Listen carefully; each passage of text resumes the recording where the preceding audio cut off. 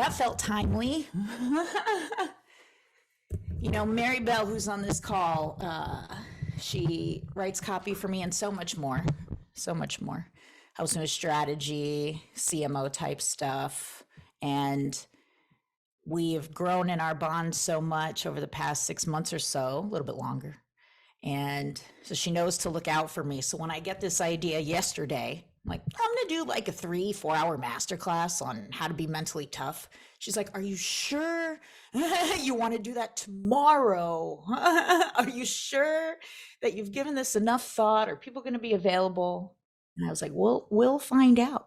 But part of my way, this high quick start, is get the idea and just go for it. So thank you all for being here on such short notice. Some of you guys were at Diamond Day, which just finished. There will be some carryover of what I talk about, both there and here, because we don't need novelty for novelty's sake. In fact, we need repetition. It might serve us even better.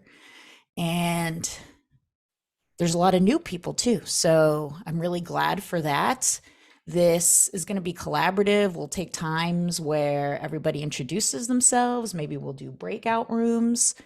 We'll just feel it and do it our way, by which I mean mostly my way. And yeah, there's more preamble on my slides, so I won't preamble too much here. Next 3-ish to 4 hours, we're going to talk about being mentally tough. Not in a frou-frou, be mentally tough way. We're actually going to get frameworks, strategies, and systems that enable us to practice this, especially when it's hard, because that's when it matters the most. By deciding to be here last minute in the middle of December to participate in a multi-hour workshop on how to be mentally tough, I believe you are cut from a different cloth. You are not like the rest who would rather sit and say, well, it's December, I'll be mentally tough in January.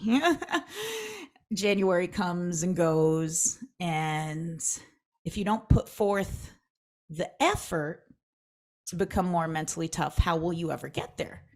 Of course, the work we do here is incredibly fucking important, and I was inspired to take a lot of this material and put it under the framework of being mentally tough, because there's a lot of unknown and uncertainty and there are fears out there.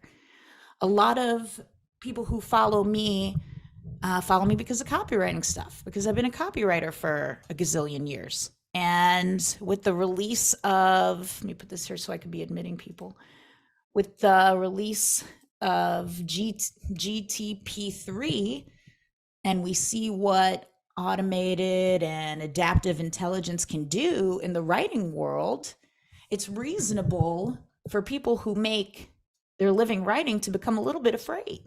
Because now if you pop the right type of prompt into an AI, it could spit out pretty decent original writing. And for years, we've said, yeah, AI might be a thing, but it can never replace a human. It can never replace a human's sentiment or sensibilities. I don't know. I've been playing with the AI and I could tell me an inspiring story and it makes the story inspiring. Or I could say, tell me a funny story and it makes the story funny. Now, no, that cannot 100% replace a human, but for business owners who are just looking for decent content, they can get that from an AI. And I think part of being mentally tough is not being delusional about that. Part of being mentally tough is understanding the reality and not trying to fight it. So, of course, there are ways for all of my writers here, myself included, to utilize the AI. I told Mary, I'm like, dive in, go ahead, play around. So we should be taking advantage of every single technological advance that comes our way, instead of being afraid and trying to hide under a rock and just crossing our fingers and praying that it can't replace a human. And more, it'll make sense for us to define what our unique skill sets, frameworks, and philosophies are so that we can stay differentiated from machines and computers and all of that. So now more than ever, your mental toughness is going to be hugely important, not just for you, but because your children, your families, and your communities need a model for mental toughness. And I believe that they will get the message so much more, not if you're coming down on high saying, be mentally tough, but if you embody it, if you show them how to do it in the face of difficulty and challenge, they'll look to you. And especially children, they're sponges as it goes. They'll just model that behavior. The more and more you're able to model it for them. I have many things on my screen, so I'm going to try to do the best to put the chat here so I can see that. Speaking of children, Laura says her 5-year-old just got sick. Tell them to toughen up. No, I'm entirely kidding. Well, we look forward to when you come back and join us. All right. So I'm going to share a story about mental toughness. Here I am at Diamond Day 2 on top of the fucking world in my sparkly suit. Everybody in attendance tells me I had just put on one of the best events ever, which is challenging to do when the topic is personal development in the marketing world. And imagine that you've just accomplished something. You feel like, oh shit, I just did it. I just wrote this thing. I just closed this client. I just got this great deal. And you feel like, oh, maybe I can really do this. But imagine this is you just 3 days later. No fucking filter on this, huh? It's the day after biohacking day, Diamond Day 2. It's implementation day. Starts in like an hour and a half.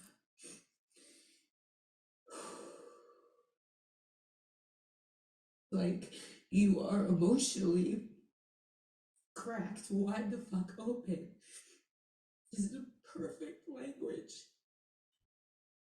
to describe what the fuck is going on.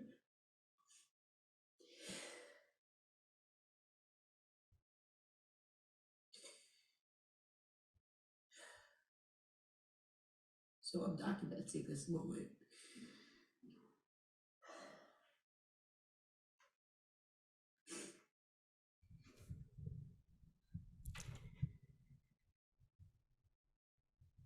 Carolyn Gretton, who's on this call, sent me a text message that morning saying, I left my notebook at the house.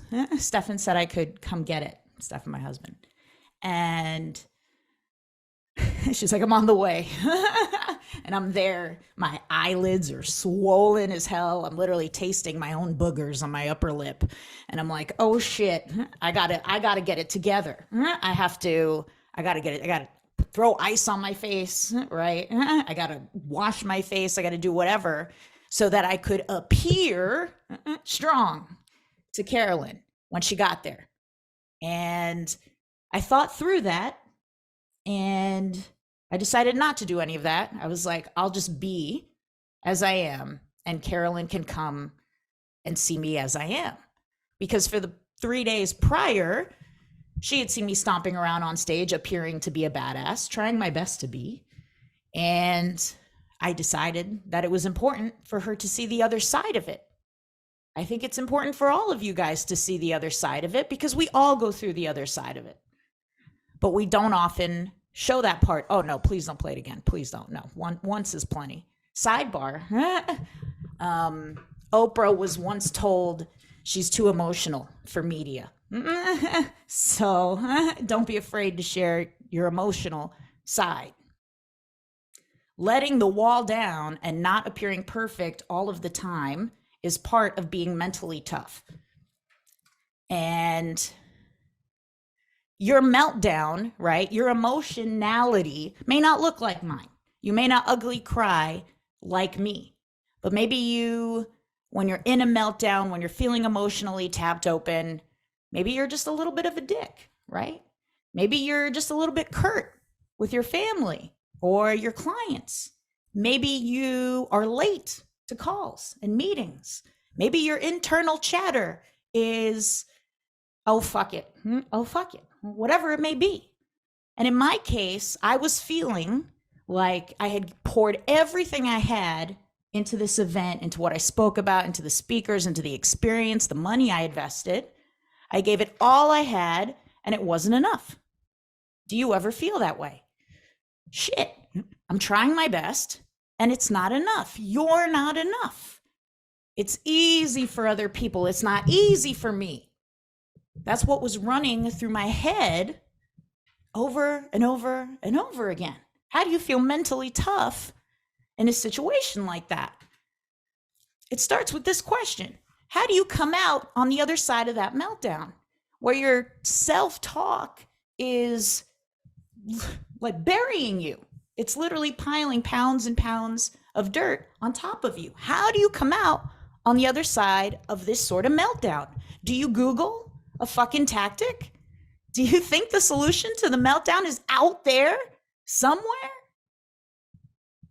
Every skill you could ever want to acquire, you could learn how to acquire on the internet for free. For free. So why are we still having the meltdown? It's not somewhere out there. It's somewhere in here. But what's even more important to me than you guys and myself being able to come out on the other side is how you come out faster and stronger than before. Because I could have sat in that meltdown, that feeling of being upset and disappointed for months. And eventually you'll feel better. Time heals all wounds. But how do we do it in minutes instead of months? When we're feeling disappointed and let down, or when we're feeling like things aren't happening fast enough. I'm trying hard, but I'm not getting there fast enough. How? And it's not Googling a tactic, right? It's the big muscles. This one and that one. It's in here. And we have strategies to do that. Some of you know some of them, right? One of them is our conveyor belt. We take the emotion, the language, out, put it on the conveyor belt, visualize it going by us on a conveyor belt. It shifts the perspective. You are quite literally above it, looking down at it. And this is helpful for men just as much as women, because now men who are classically trained to suppress can still get that distance that they so desire between the emotion, but in a way that is potentially more useful because they're acknowledging its existence and they're putting a little language to it.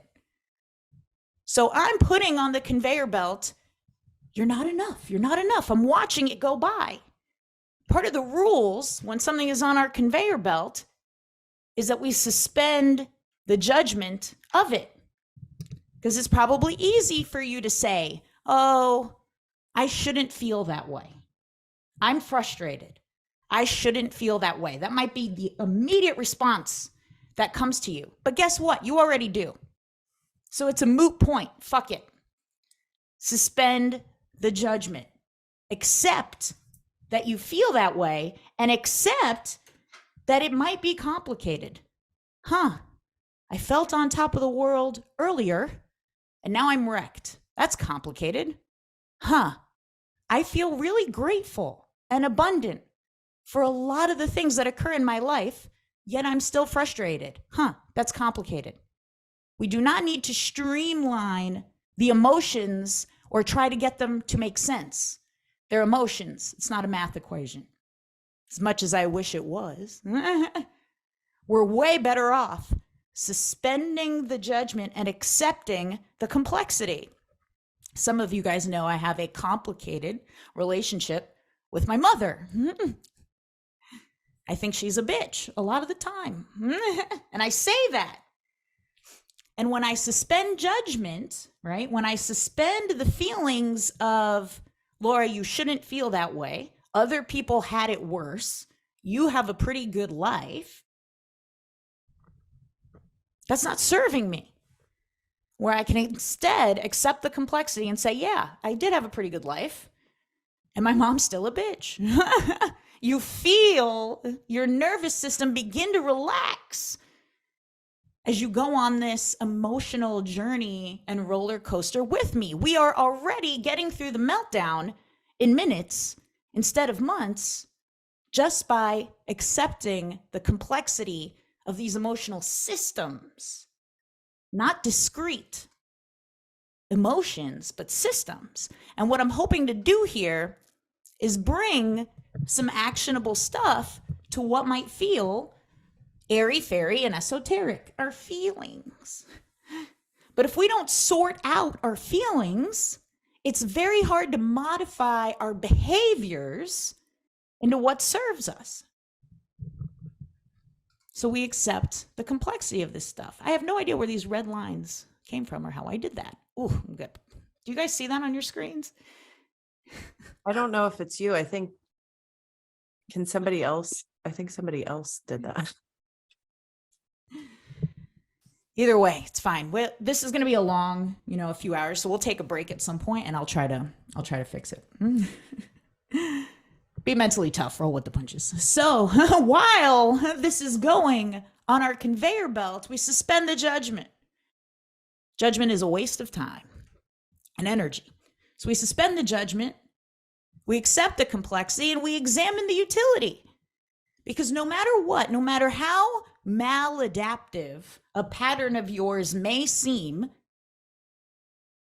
you learned it, you developed it out of your whole lifetime of learning how to cope with your life and all the situations that have befallen you.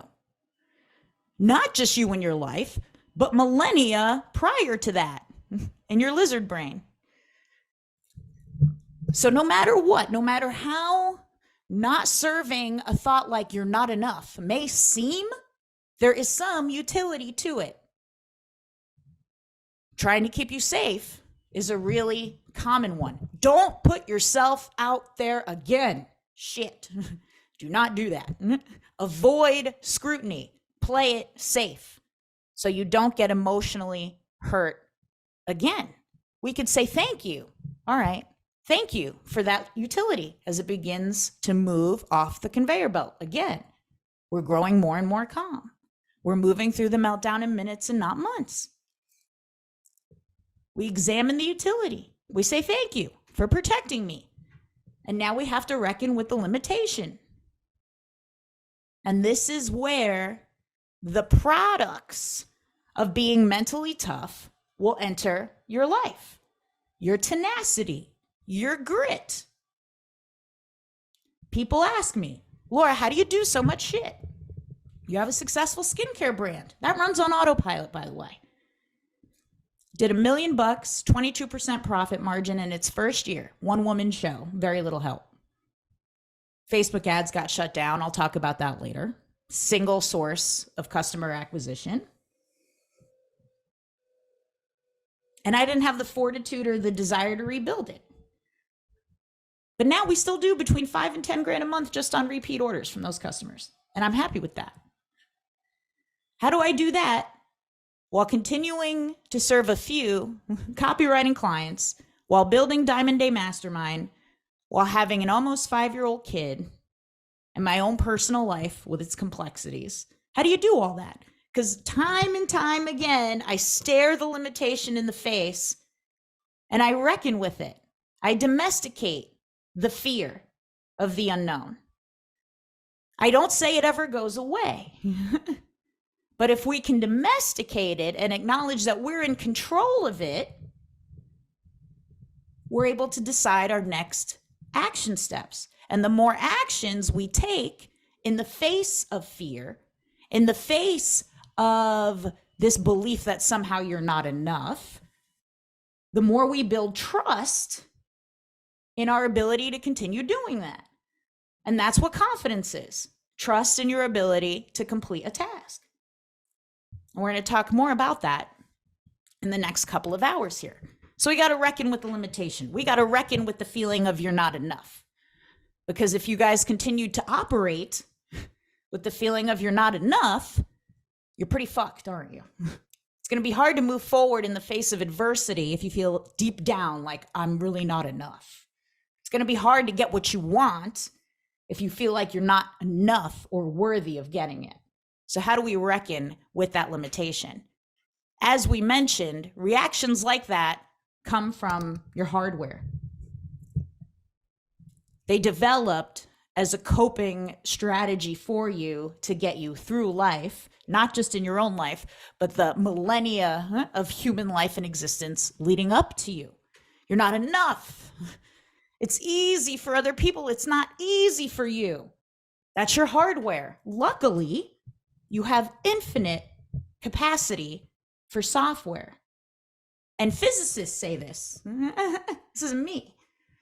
But through language and math, it's really quite remarkable that humans who evolved killing gazelle in sub-Saharan Africa have this infinite software capacity through language and math to learn anything, rewrite any story, and interpret the goings-on of the world in any way you like. Infinite software capacity. You're not enough. That's the hardware. I have a list of about 35 different perspective shifts I use on myself, I use on my coaching clients to reckon, domesticate thoughts like this. You're not enough. As Mary and I write on the email list all the time, I eat the dog food. So I try one of these perspective shifts out on myself. You're not enough. I try an advanced one. Agreement. Of course you're not. Like I said, this is advanced. I probably wouldn't use it on anybody else.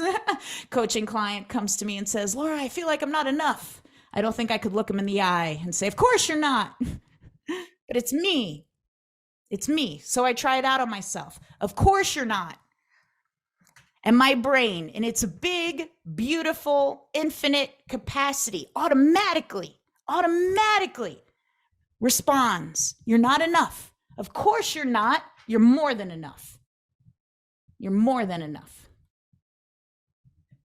That's the power of playing around with these perspective shifts. They're a tool. They're a tool that get us out of the airy-fairy, esoteric, hard to define world of our feelings and into stuff that makes us more mentally tough. How much more mentally tough do I feel when my brain tells me I'm more than enough? And you know it's true. Because you know that your worth, this is a question of worth, right? You know that your worth is not related to your rates. It is not the equivalent of your rates, of what you charge and what you get paid. Your rate is one thing, and your worth is not quantifiable in that sense. So if you charge a good amount of money for a phone call, or you charge X for your services, and people will even casually reply to you and say, oh yeah, that's worth it. I know you're worth it. Their casual language is fine, but you're not worth that. You're not worth what you charge, right? $500 for a call, $1,000 for a sales page. You're not worth that. And then a lot of people in the personal development or business coaching industry, you know, they want to say stuff like, your worth is infinite or unparalleled. But to me, that was never quite satisfying as a stickler for words and their meanings, because that also connotes worthless, right? And beyond worth, worthless, and maybe this is just me overthinking it, but luckily there's a solution. Because the origin of the word worth comes from the Old English verb, worteyeti, which means to turn. To turn, to transmute what's around you, what's handed to you, your circumstances into what you want. Now that feels worthy to me. That feels like it has a lot of worth to me. And you could say worth is to alchemize pressure into diamonds as an example. Word to Yeti, to turn. The origin of worth is to turn. We could think about turn in another way. To physically and mentally turn your attention and your focus onto that which serves you. You have a choice. Will I continue to turn to the idea that you're not enough? You're not enough. It's easy for other people. It's not easy for you. Will I continue to turn there, or will I turn somewhere else? You have a choice at every moment, even when it's hard. You practice making the choice and you become more and more and more mentally tough. Where do I choose to turn? For me, to the horizon. Literally, step outside. Don't look here at your phone. Shift your perspective, long, wide. Why is this helpful? There's an immediate shift that can occur from thinking short term, in the moment, this temporary feeling of dissatisfaction, of feeling like you're not enough, to the long term perspective. And you could think about everything you say to yourself when your dreams are talking,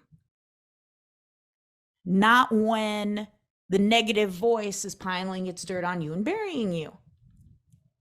So these are real tools. You have your conveyor belt. You suspend judgment. You accept the complexity. You look for the utility, and you reckon with the limitation. You have your perspective shift. The one you say to yourself in your head, and the literal go outside and look. When you're feeling some type of way, for me, I got to get out of the weighted blanket. That's my inclination. Go under the weighted blanket. Mary eats chocolate. Put the chocolate down, get out of the weighted blanket, go outside, look long, big, shift your perspective. That's part 2, kind of, if we were breaking it down into numbers. And then we know what worth really means. To turn. All of that gives us poise. To have poise when shit is hitting the fan and things go wrong will not just change your life. It'll change the lives of everybody who interacts with you, because they will see that they don't have to melt down for months, maybe minutes, to get through the emotions, but they'll see that they don't have to react that way. They can choose to react in a different way with poise. And poise can look a lot of different ways. It could be taking a pause and quite simply waiting.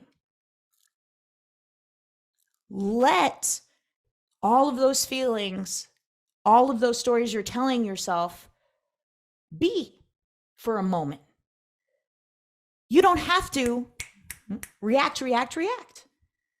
That's what poise can look like.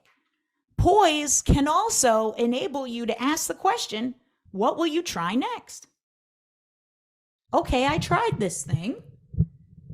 No matter what, even if you tried something and it was a rousing success, you've still got to look at the landscape with your long-term perspective and think, well, what will I try next? What is your next winning move? We often say winners think about winning. Thinking about winning is a choice. If I chose to think about winning instead of thinking about you're not enough, it's easy for other people, it's not easy for you, what would I do next? Now the behaviors change because we're operating with a different paradigm.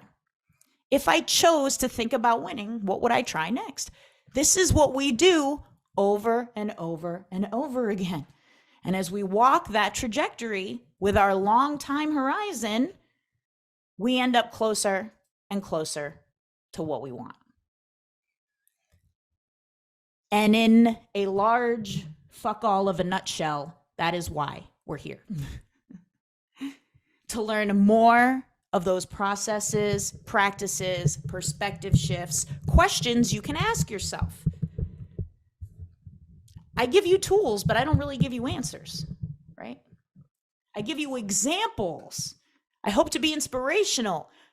So much of what I do is embody the practices that I'm offering to you in real time so that you can see, well, if Laura has poisoned this situation, so can I.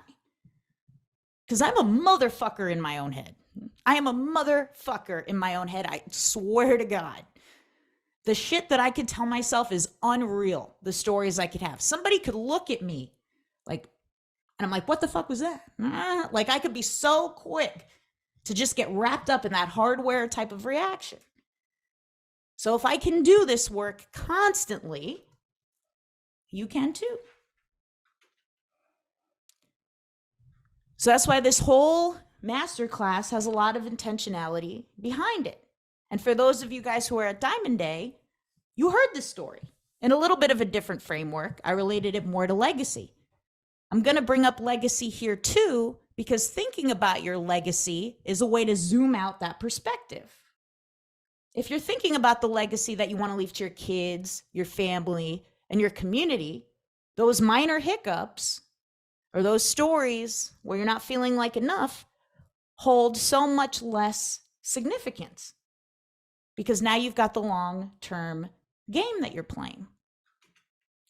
And ultimately, I am in the business of identity shifts, of you working through this stuff. Nothing makes me happier in my life. It's my calling. It's what I'm meant to do. And Jeannie Mai is a great example of this. Coaching client of mine on the C-suite at HelpGrid. You see, she's a gorgeous girl, and her bosses wanted her to be more public facing, to drum up lead flow, client flow for the company. And she wanted to do that too. Yet she would feel terrified to even go on Instagram Live, to the point of panic attacks. In 1 month of us coaching together and doing some of these exercises, conveyor belt stuff, perspective shifts, accepting where she was at, not trying to beat it out of her, but thanking the utility of it, she's speaking on stage in front of hundreds of people at DMI Expo.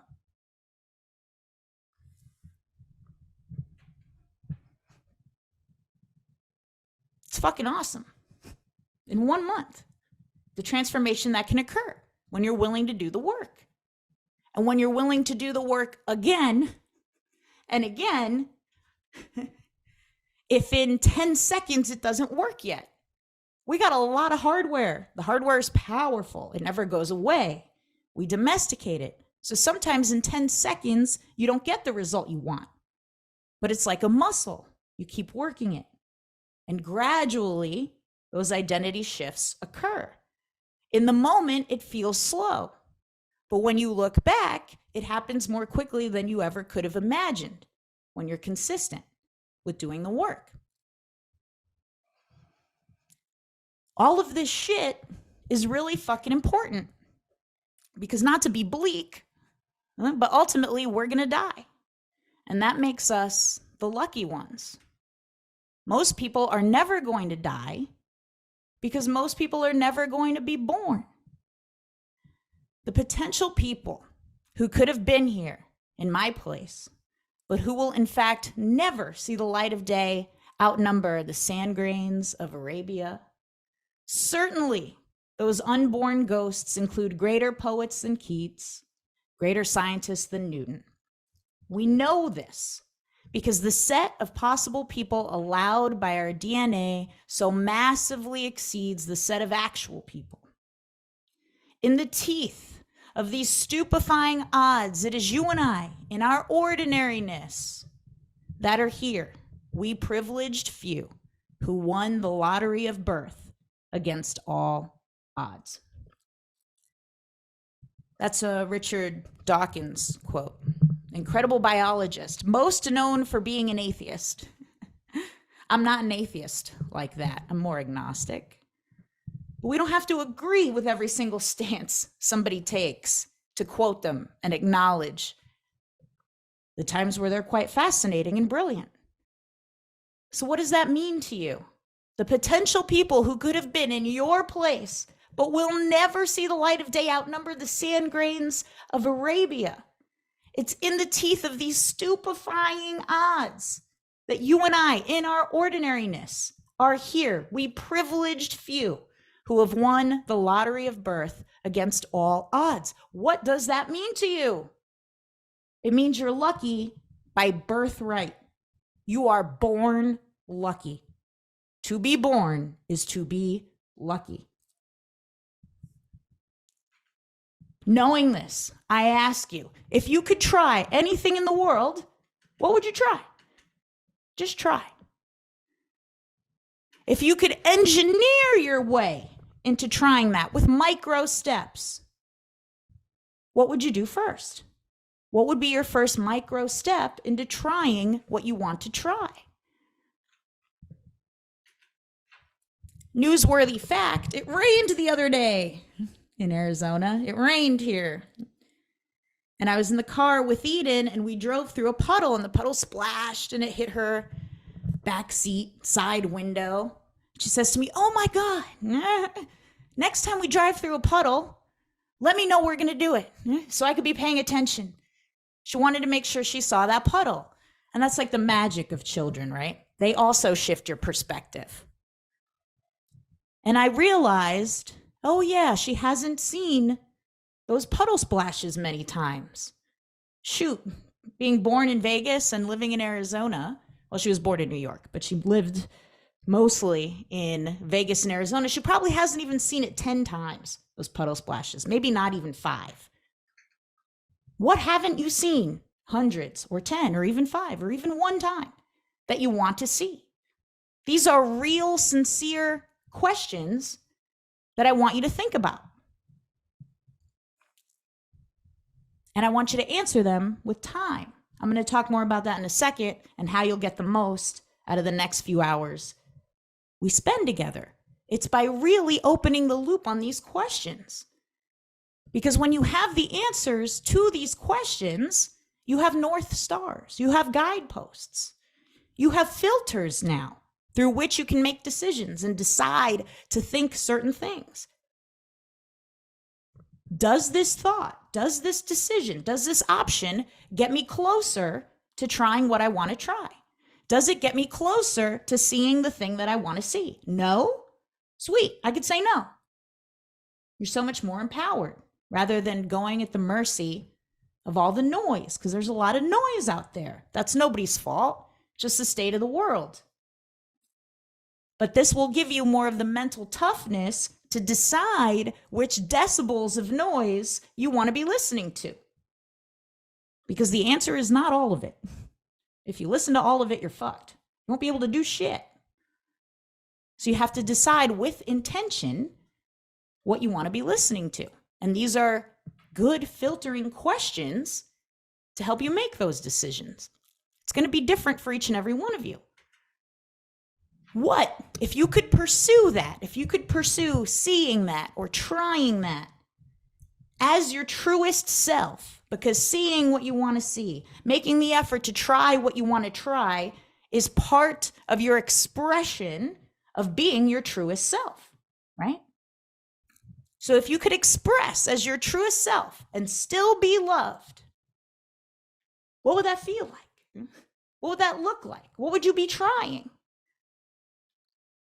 If you could be the weirdo that you are and still be loved, how much more free in being your own weird self would you be? It feels really good. It feels really good when I do that. When I say, hey, I had this idea, we're doing it tomorrow. And you guys show up for it. And I feel good about it. Even if there was only one other person here, if it was just me and Mary, God bless her.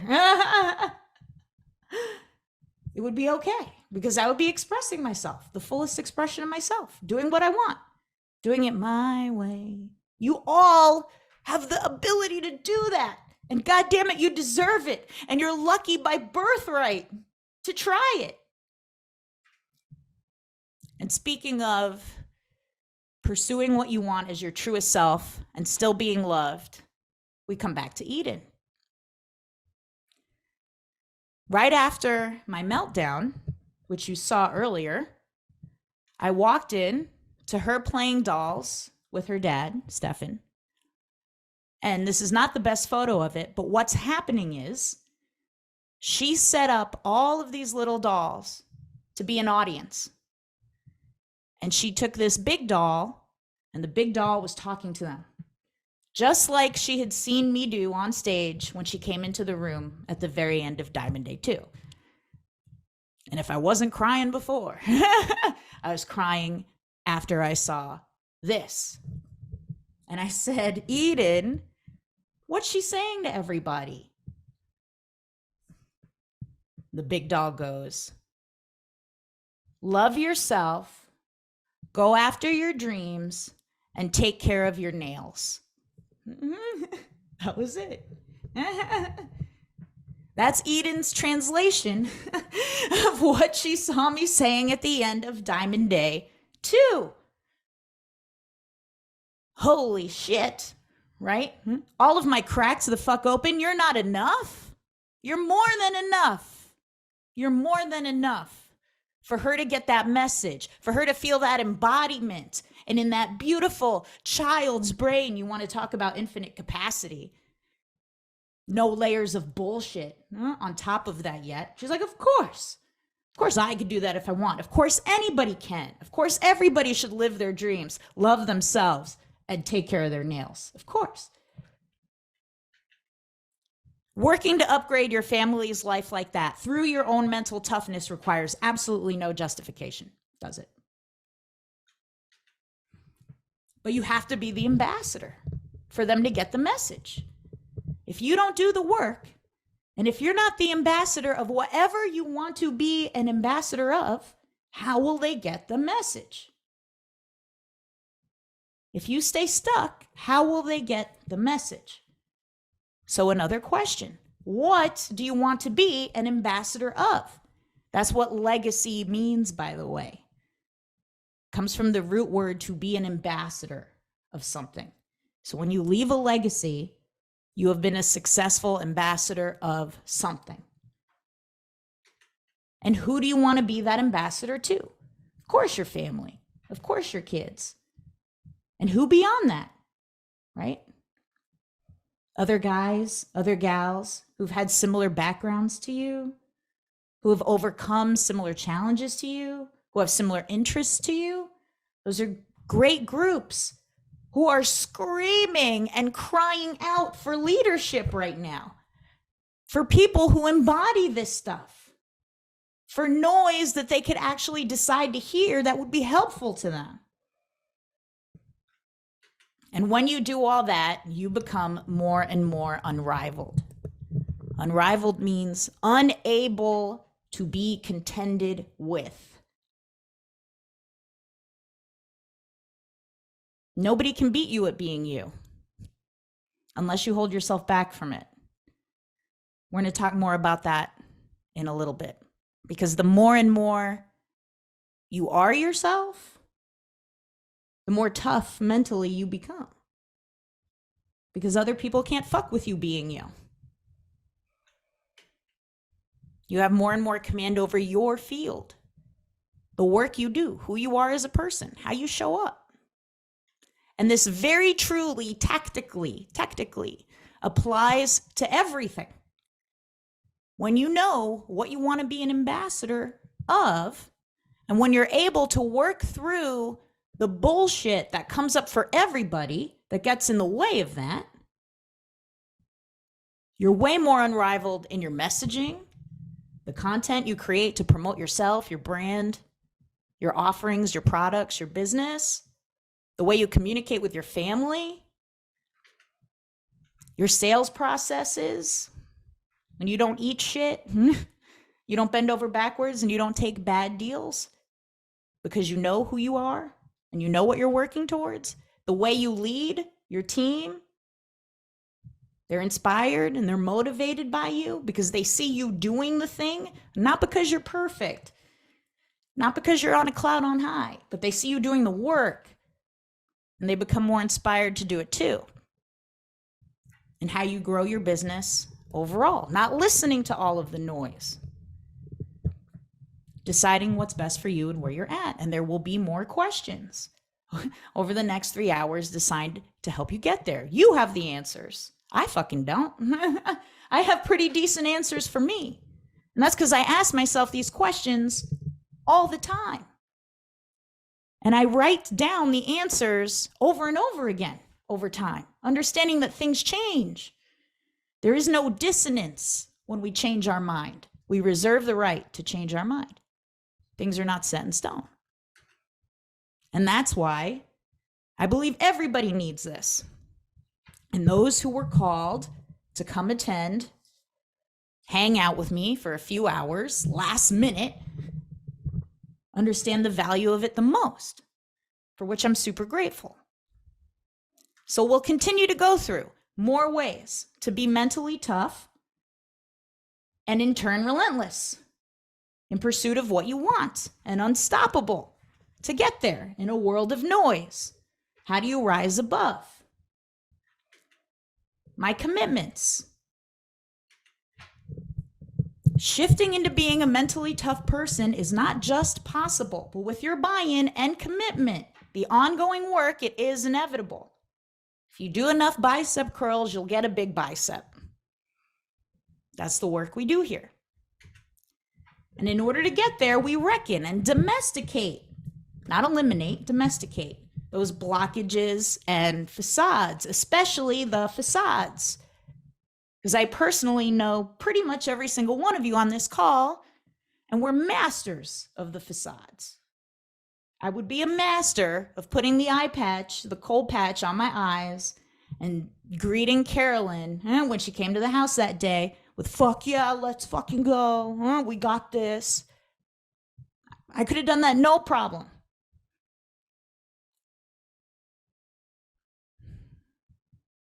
And that's what could fuck us, because we could trick ourselves. We trick everybody around us, and now we feel like it's a castle, but it's a deck of cards. It's weak. One wind blows, and we could topple over. So we've got to deal with the facades and look them in the face and chip away at them. Creates really unrivaled messaging when you do that, by the way. Most of us can understand that.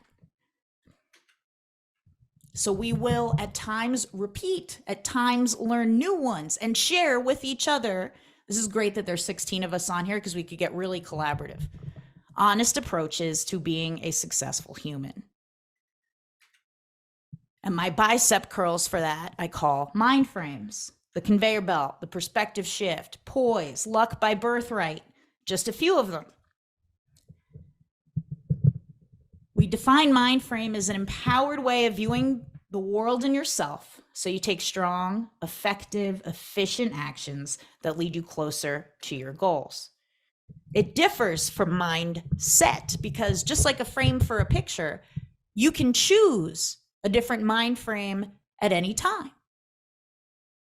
And you can do it quickly, and you can apply them to all aspects of your life. If I chose to think about winning, what would I do here? And you could apply that to your relationships. I don't know that you want to win in your relationship over your significant other or whatever. But if you chose to think about a glorious outcome for your relationship, or you're in a moment of tension or in disagreement, what would you do? You could choose that at any time. Whereas your mindset is a more established set of attitudes. It's considered slower to change or to shift. And we normally use the term mindset in terms of learning and education. In Carol Dweck's book, Mindset, which is amazing, she talks about the fixed mindset in terms of learning. And it's tricky for smart people, like all of you, because when you're smart and you get things quickly, and then you don't in a certain category, there's a propensity to give up because you didn't get it as quickly as you normally get everything else. And she calls that more of a fixed mindset, and it could screw you over. When you're stuck with, well, I guess I'm not enough in this capacity. I guess it's easy for other people and it's not easy for me in this capacity. You're stuck in a fixed place. It allows for no area of growth. And that type of mindset we tend to think about in how we view abundance, right? Availability of resources in the world. Are we fixed? Is it scarce? Or is the world abundant? The good news is working on your mind frames is the way to shift your mindset over time. You keep applying an abundant frame, you keep applying the you're more than enough frame. It's the bicep curl that gets you the bulging bicep. Unfortunately, we cannot do just one bicep curl and get a bulging bicep. We have to keep at it, especially when it's hard. You know, they say everyone on here is pretty fit. Jake Blue was literally doing bicep curls with a rope earlier on this call. I don't know if you saw him on the camera doing that. It was awesome. Talk about do it your way. And they say it's like the last few curls of a set that get you the biggest gains because they're the hardest. So it's when you do the work when it's most hard that you stand to gain the most. We're going to do a round of introductions in just a second. But to get the most out of the next, it's really three-ish hours at this point. Okay, awesome, Ryan. Come back. I look forward to seeing you come back. Trust the process. I've asked a lot of questions. I haven't given many answers. Anybody who is here can get this recording, okay? I don't know if I'm going to make it public, like I said. Talk about doing it my way. Marketing. In marketing, they say, you got to give them the recording. If they ask for the recording, give them the recording. No, the fuck I don't. I could do it the way that I want.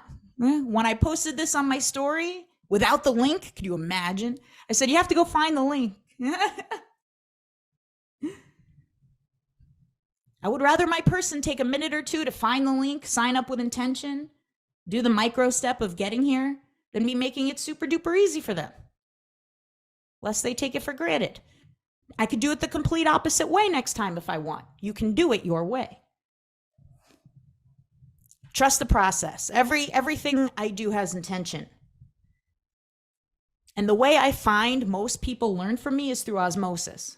It's not exactly through me telling them the process or teaching it. It's when they see me live it that they learn it.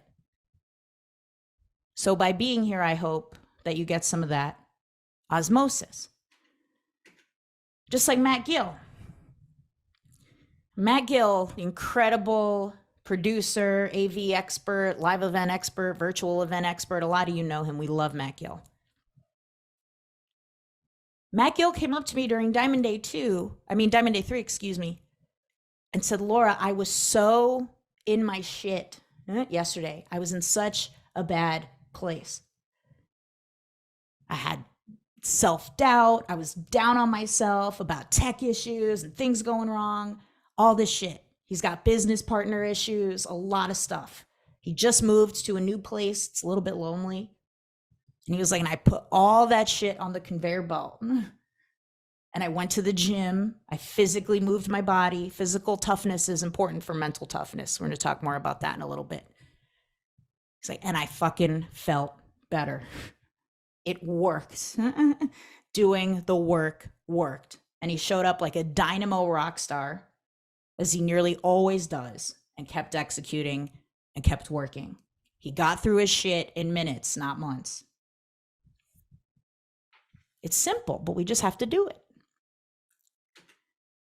Keep the loops open. Sit with information we go through here before you decide to accept or reject it. You don't have to make that decision right away. Poise. You can wait. This will help you here, and it'll help you with all of the noise out there, right? We hear some noise. We hear what sounds like a great opportunity. We're ambitious people. We want to take advantage of opportunities. So there's a propensity that we probably all share to want to jump on that. We're probably quick action takers too, and we've learned the value of taking action quickly. But for us, it's time to start buffering against that. We get to a point where we're so strong in a certain area that it's time to dial it back a little bit. This is not the same advice I would necessarily, I'd tell them to keep loops open. But if I'm talking to people who haven't taken action in 10 years, I might be saying different things, right? Yeah, it depends. I would tell them, okay, it's time to take a micro step. Let's figure out what the fuck it is, and we're taking a micro step. But for us, what I see happen for people like this is, oh, this sounds like a great idea. I'm going to try it without evaluating if it's keeping us on the trajectory towards what we want. And what happens is we do that over and over and over again. And that's what shiny object syndrome is. Ooh, this other thing sounds really good. I'm a quick action taker. I want to try it. So for a lot of us on this call today, it's better to put even 5 minutes a day between yourself and the decision to take action on something new. If it's take action on something that you know is aligned with how you want to advance and what you're moving towards, again, different question. So there's nuance to all this. There is no one set in stone answer, but either way, practice the art of sitting with information before you decide to accept it or reject it. Let the loops close on your own. Keep them open for now. To get the most out of this, remember, there will be a lot of questions. That's the one thing, again, anyone here can get the recording. So be present. Be present. Don't lose yourself in taking notes of everything. And I see that a lot of you are being present, which is great. And when there's a question, jot that one down. Jot that one down with the intention of going back to it, giving it an answer. Maybe in another 30 days from now, you answer it again. That's how you'll begin to develop your own philosophy, your own roadmap, your own list of priorities that you'll be able to filter all those future decisions to, that you'll be able to communicate to others in an empowered fashion. And people will look at you and say, how are you so mentally tough? How do you do it all? It's because you reflect on this stuff over and over again. And in fact, practice catching yourself where the stories start to kick up. When you say, yeah, but that's you wanting to close that loop and get some finality on it. It won't work for me, right? It's easy for them. It's not easy for me. Just simply catch yourself when you do that, and catch other people when they do that in a loving way. Can I get some sounding off in the chat? If you guys could do that, that's pretty simple. You guys just show up, think, look good, and I do the rest. That is my mission. The more people I could get doing that, man, I'll feel so fulfilled. Okay, awesome. Show up, look good, I do the rest. Swear to God, trust me, and trust the process. Because I have to pull back the curtain a little bit. I had to tell you something most people will not say. We're supposed to have an enemy. I watch trainings on how to give presentations and how to do public speaking. Brilliant trainers, brilliant teachers. I watch pastors, right? Not because I'm exactly religious, but damn, can they rile up a crowd, am I right? And we're supposed to have an enemy. I'm supposed to sit here holding my microphone and tell you that there is an enemy out there to rally you guys up, to build our feeling of community. The enemy of my enemy is my friend. So if I get us to all agree on an enemy, then we will all become friends. It's very effective. There's supposed to be a they. And you know what? Yeah, there are theys out there, sure, right? Bullshit gurus, quick fix sellers, people who take from you. They, the shit talkers, they. Yeah, they. And they can make you feel some type of way. The whole idea that nobody can make you feel anything, that stupid trope that goes out. People literally affect the hormones that your body produces. You look at a loved one, your body releases oxytocin, a love hormone. Somebody scares you, you release adrenaline. So yes, they can make you feel a certain way that's reasonable. But only you decide how long you stay in that and what you do next with that. And when you don't take that power and that ownership, and when you're fully at the mercy of they, you are the they. You are the they. I would love for a pastor to say that one day. Can you imagine? When the devil talks to you, but you listen, you're the they. Huh? It's fucking you. Thank God. Thank God. Because now you have the power and the responsibility. If your upbringing taught you that rich people are assholes, and you know you have to sort out your own relationship with wanting a lot of money, that is on you. And they may never come along with you. You have to accept that. Accept the complexity of it without judging them, without judging yourself. Accept it and ask yourself, what is my next winning move for me? For the new legacy that I want to create, for those who I want to be an ambassador to. What will I do next? Maybe it's just asking for some alignment, right? You don't have to agree with me on this journey, on this mission, but can you align with me? People who love you will say yes to that. So you are the they, even in the hairiest of situations. And when you understand that you are the they, you get so much more clarity, confidence, and ability to leave that legacy that you want, because you're not at the mercy of everybody else. So one more time, are you willing to be the they? Thank you, Era. What is my next winning move? It is a choice. It is a choice to ask yourself this and then to do it. And you can micro step it. We'll talk about that a little bit more, because we may want to say, my next winning move is to generate $1 million. My next winning move is generate $10 million. All right, that's not unuseful, but what's the micro step to that, right? What's the first micro step to that? So we're going to talk more about micro stepping our way into stuff and a lot of lessons that I've learned in not doing that. Okay, so there's some rules here, right? It's confidential. I said the recording will go out. It's very easy to pause recording if you're about to say something confidential. This is a huge opportunity. If something has been on your chest, something you feel like you haven't been able to communicate or share, or other people won't understand, this is your chance. Because you're not going to be met with judgment here. Hell no, we don't play that shit. So this is your chance to share anything you've had on your chest, and we can pause the recording if you need. It is a dialogue. Everybody is going to introduce themselves in just a moment with a new prompt that I've created for this purpose, so we can build community and friendship. Be open to having that worldview examining question. When you say, yeah, but. And you know what? Maybe your yeah, but is right. Maybe it's right. But just be open to having it looked at and to examining it yourself before you impede or limit, before you cut your foot off. Let's just be open to looking at that before we close the loop and cut our own foot off.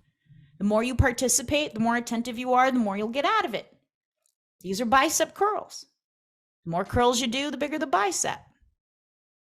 Offer questions and insights to others in the spirit of helping them, not in looking smart, not in proving how smart you are. We are all smart here. We already know that. We're all on the even playing field of being smart. So you don't have to prove yourself. And if you don't have anything to offer somebody in that capacity, when we open the floor for discussion, it's entirely okay. Your quiet support means more than enough. I invite you to participate in this as if your life depends on it. It's only going to get more and more important that you're mentally tough.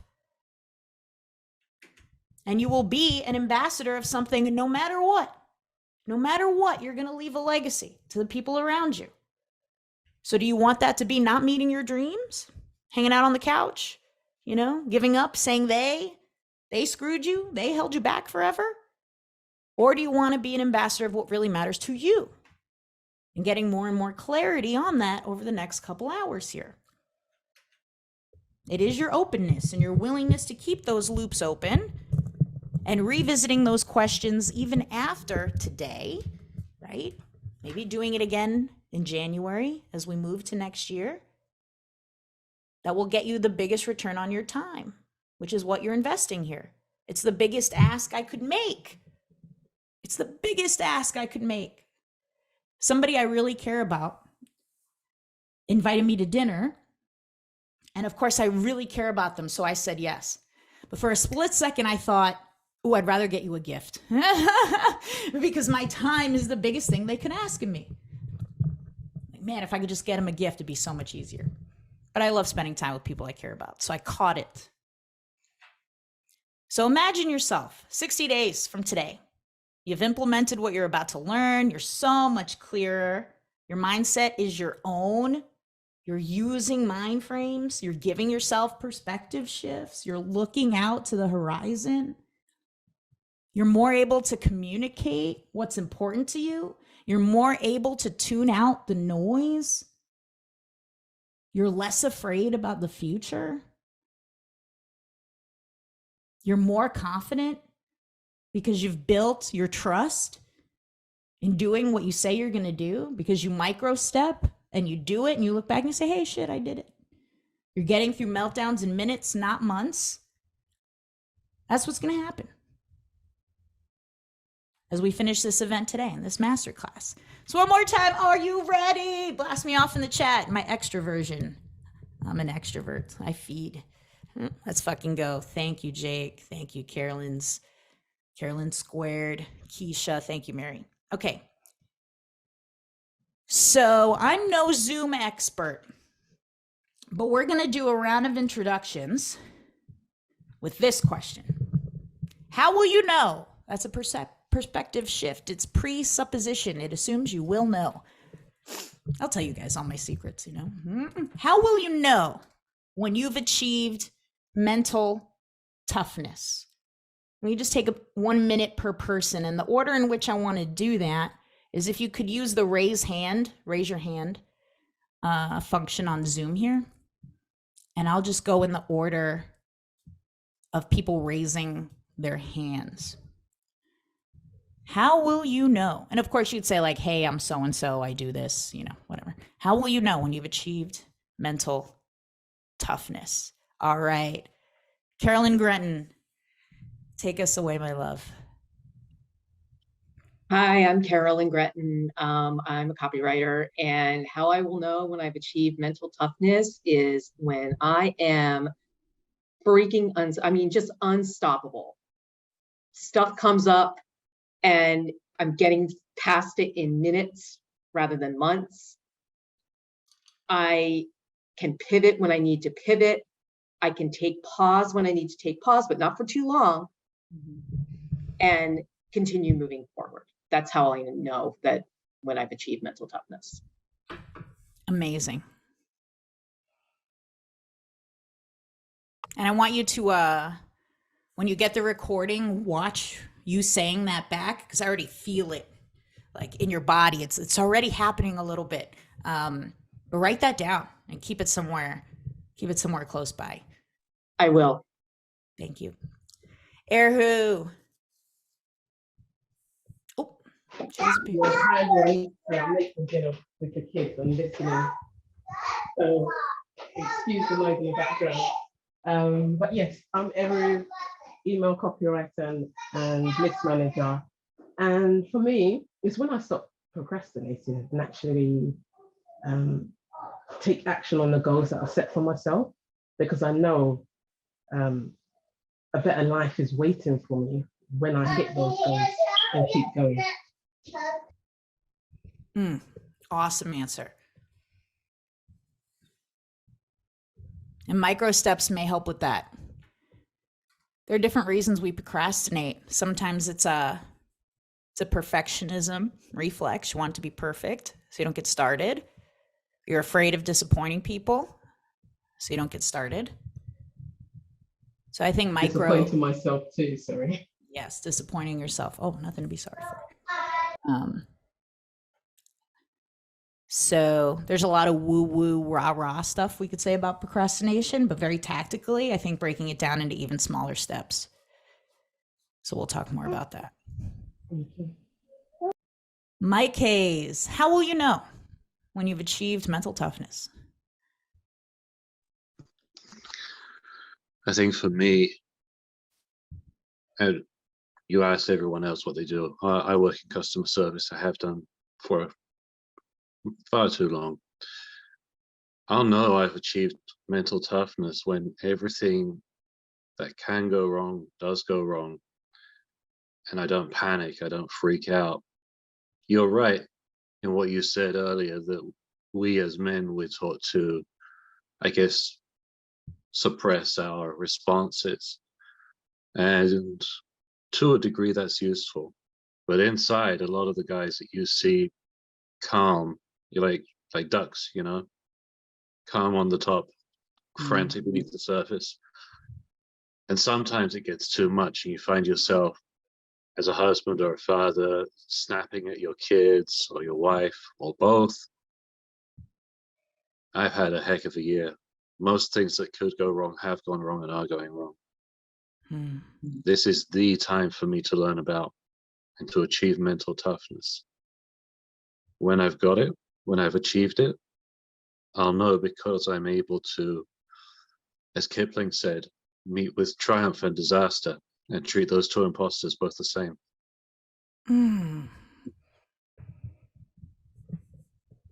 Thank you so much for sharing all that.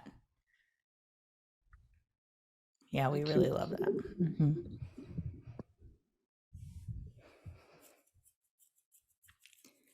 Mary Bell, my love. Hi. I'm Mary Bell, and Laura kind of already introduced me as her copywriter, right hand, whatever you want to call it.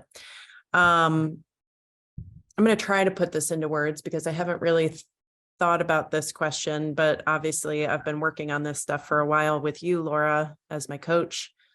And I'm coming to realize that one thing that really freaks me out, I mean, you always think that you want to be recognized and, yeah,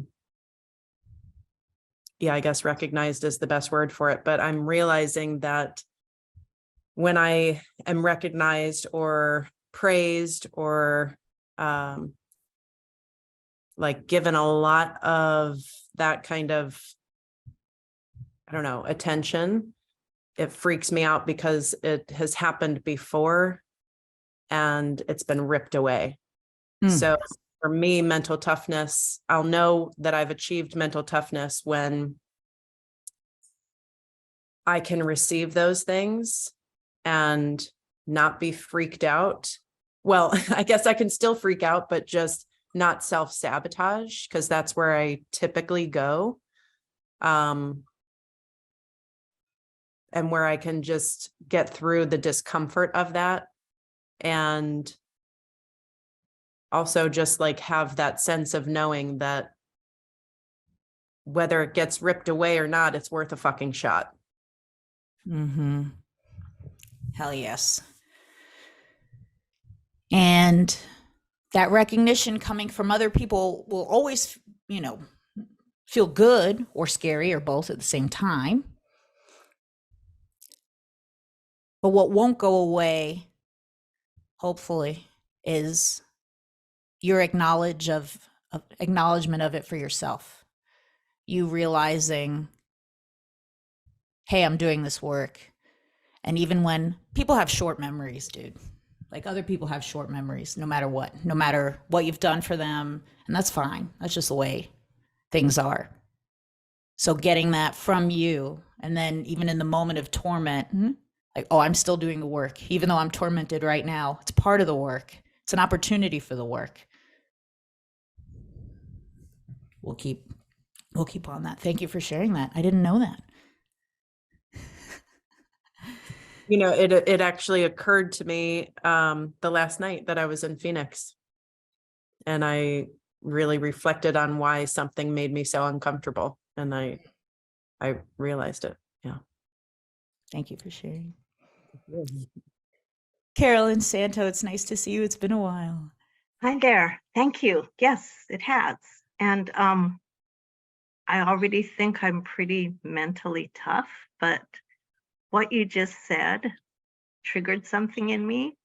I will know when I'm truly mentally tough when I get better at setting boundaries, right now when people reach out, and it seems like a lot of people do, and say, oh, do you know someone that this, or can you look at this thing I've written? I rarely say no. I mean, unless I'm like going to the airport and jumping on a flight, I will stop, take time, and help whoever asks me, whether I'm their friend or whether I barely know them. So I think I will know when I'm truly mentally tough when I start putting limits on how I spend my time for other people. So I guess the ability to say, I'm sorry, but right now I cannot help you, Mm-hmm. as opposed to looking through my network, going and looking through my notes, retrieving things for people, making connections for people. I mean, I do it a lot, but I'm getting these requests from people all around the world that I barely know. It's like, oh, I saw you on Facebook, or I saw you in this group, and can you this or can you that? So I will be mentally tough when I can set limits and put the use of my time ahead of third-party interruptions. Thank you so much for bringing that up. That is huge, huge, and we all struggle with that, I think, a little bit. Thanks.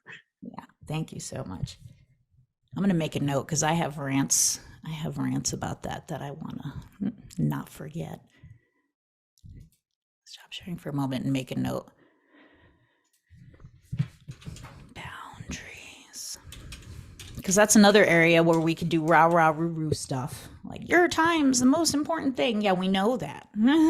But they're hard strategies we can employ where you get the best of both worlds. And I don't want to forget to share that.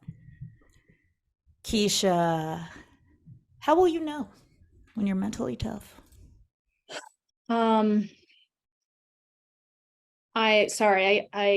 If this is part of my mental toughness is, I will know I've achieved more mental toughness when I'm not afraid to show up and like when I'm not afraid to be myself, and when I'm not afraid of my own success. I have a tendency to again, self-sabotage, as you know, in a lot of different forms. But I think I will know that I've achieved my mental toughness when I'm just not afraid to show up and be me, and just not care what the rest of the world thinks. Awesome. I think we can all relate to that too. Thank you for sharing that. Jake, my boy. Is my service good enough out here? You can hear me, Laura? Yes, thank you for asking. Okay, that's fantastic.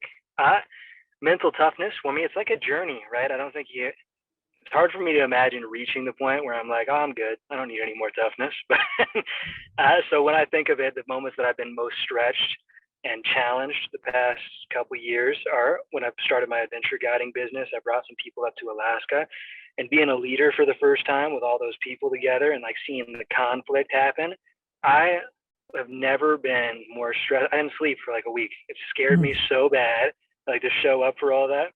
So I think that's going to be a big part of it, how to improve in mental toughness. I don't know if it's reaching it, but being able to really lead those trips and show up and be the rock for everyone to come back to, the servant for everybody else. That's my answer. It's an awesome answer. Thank you for that. We're going to talk a little bit later about self-expressive benefits. So how do you embody that leadership? How do you embody the person? How can your people, when they come, look at you and just feel it, so that, Lord, hopefully there's less conflict. I'll tell you that. Maybe setting up some rules too wouldn't hurt. So let me talk a little bit about, we have some people here who did not share, which is totally okay with me, but I will open the floor one more time. If anybody wants to introduce themselves and share? Xavier, yes, wonderful. Hello, can you hear me? Yes. Great. So my name is Xavier. I am a copywriter, and answering this question, even as I've been thinking about it this whole time, I don't really have a true answer. But what I thought about is I feel like I have a calling in my life, and I've kind of been working on it in the background, but I've never pushed it forward to, you know, my priority. And I don't think that's going to happen in 60 days, if I'm being honest, but I think I will know when I'm mentally tough, when I am in that space where I can say, this is where I'm going to place the majority of my focus, and I'm going to like put my faith in it, right? Even if I don't know exactly where it's going to lead, even if it's like, I don't know if this is the right thing, but I'll know I'm mentally tough when I can actually say, you know what, I'm going to go for it anyway. Would you mind telling us a little bit about what that thing is? Yeah. And and here we go, right? Because it's like, as soon as I say that, I know people are going to ask me, well, what does that mean, Xavier, right? Okay. So let me think about how to explain this. I feel like there's two parts. One part of it is health-wise.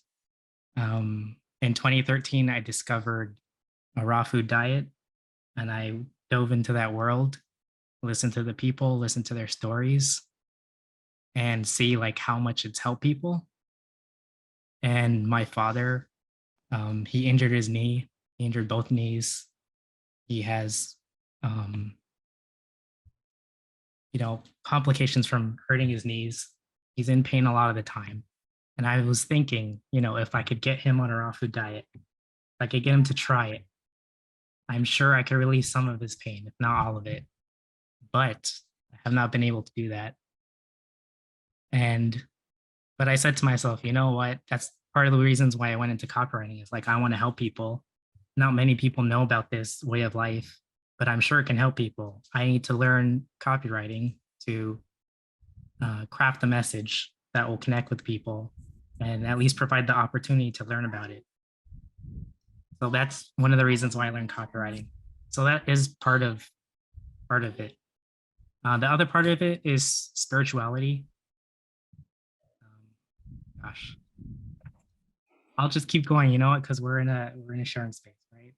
Spirituality. Yes. Okay. So I believe we're here on this earth. Yes, we're all physical, but I feel like we're much more than that. I feel like we're more spiritual beings, and I feel like we're here on this earth to learn a lesson that will help us, when we move on from here. And I feel like our health is really important because the physical world, like the stuff that we experience here, is it's not really a distraction, but it can be a distraction.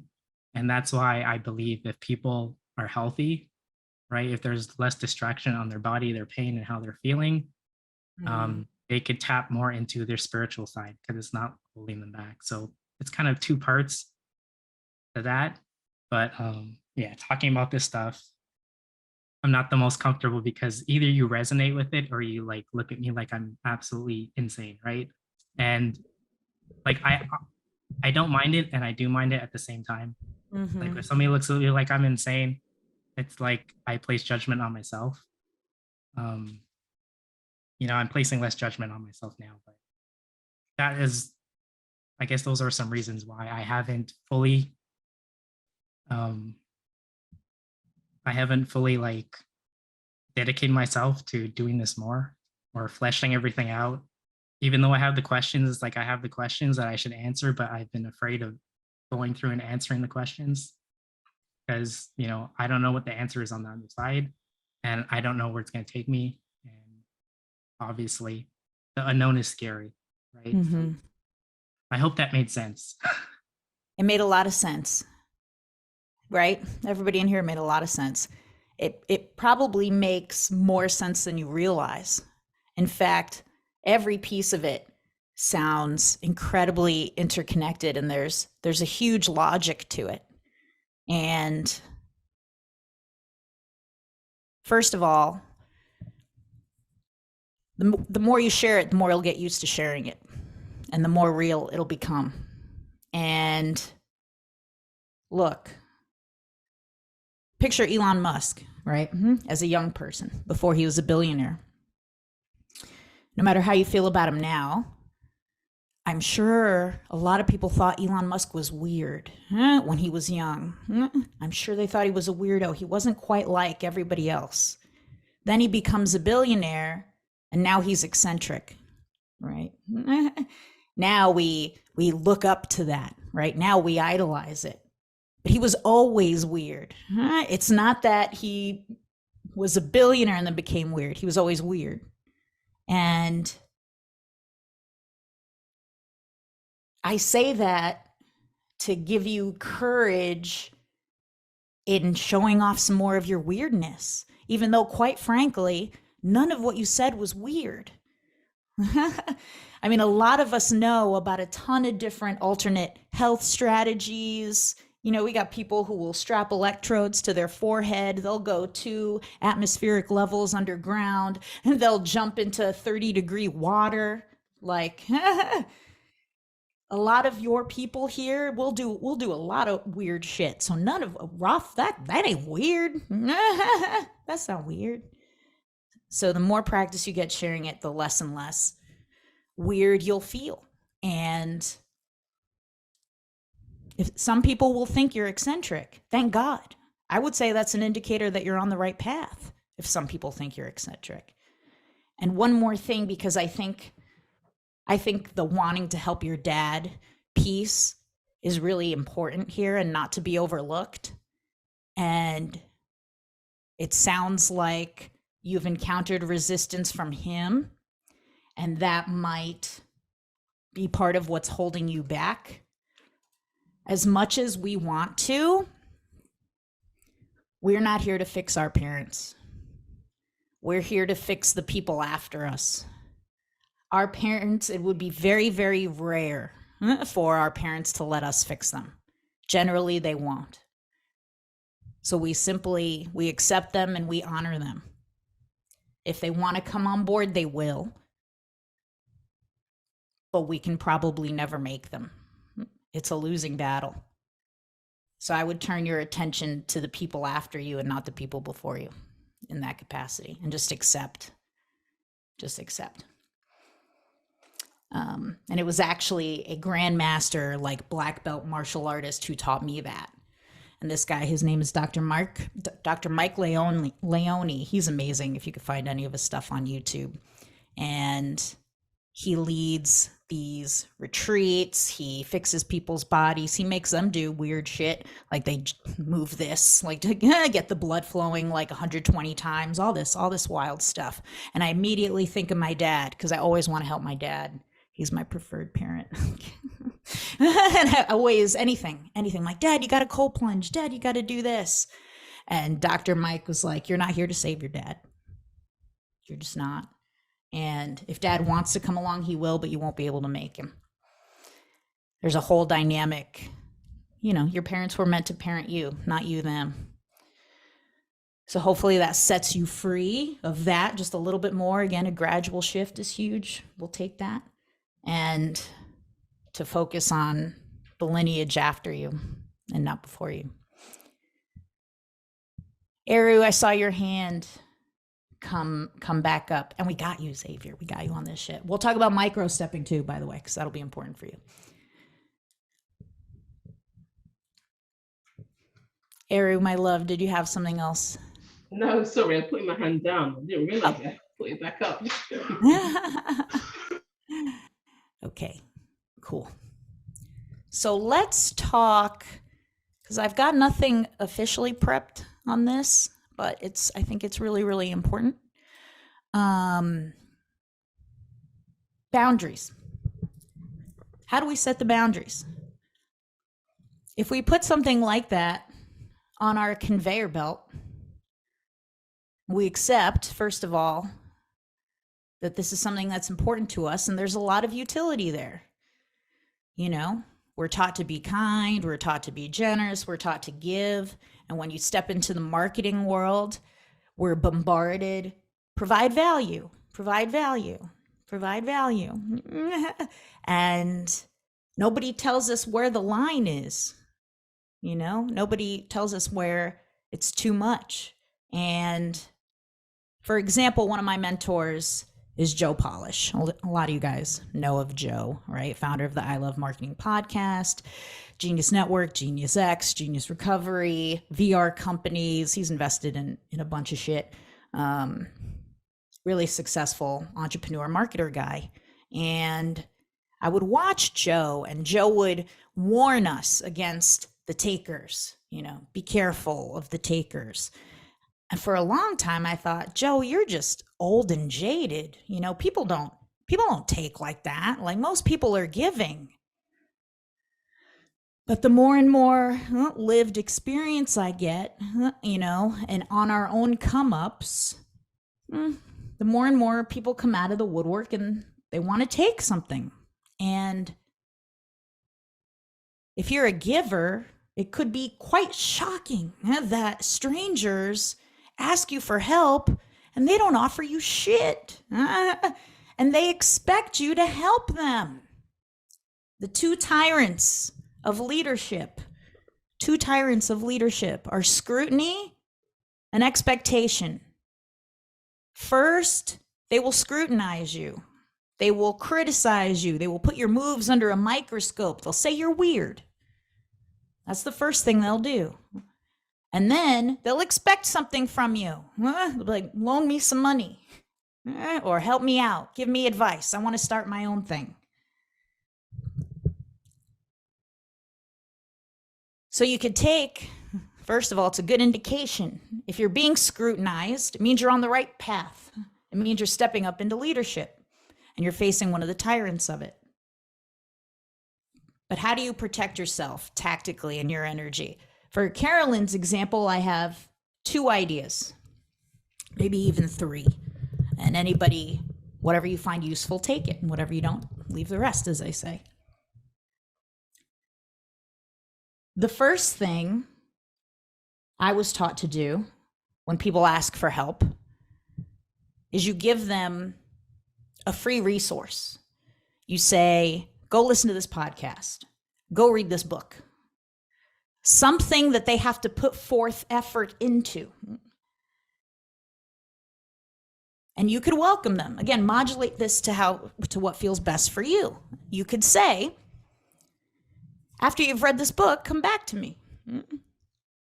99% of people are never going to come back to you. You've just shaved a shitload of your time and effort. If they want someone in your network and you're going to be putting yourself out there to make that connection, you're essentially vouching for the person you're introducing. You want to know that they're going to do some of the work and they're not just going to leech the time of the person you're connecting them to. You could say this as explicitly as you want. And the right people who bring their own value will go ahead and read that book or listen to that podcast or do whatever it is, and then come back and say, hey, yeah, this was my takeaway. Now they've shown themselves of somebody worthy of getting your one-on-one time, of getting that connection, whatever it may be. You also, option 2, you also put great language to it. So when you watch this recording, write it down, put it on, copy, paste. Hey, I'm sorry, I'm not available to help you. Another way I've thought about recently, and Mary and Carolyn Gretton also have discussed this. You provide value one to many.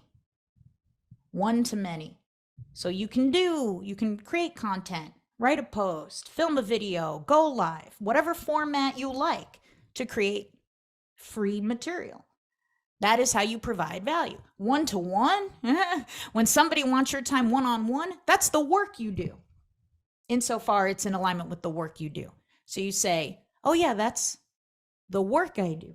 That's what I get paid for. You pay me for that one-on-one stuff. And most people won't. But you've just freed up hours of your time and a shit ton of your bandwidth. And again, just like you would direct them to another outside resource, go listen to this, go read this, you can tell them, go look at all of my other stuff. Go look at this. You know, when people ask me, Laura, I can't afford copywriting training or I can't afford coaching, I'm like, that's totally fine. Go absorb all the hours of my free shit. There's so much. And then take action.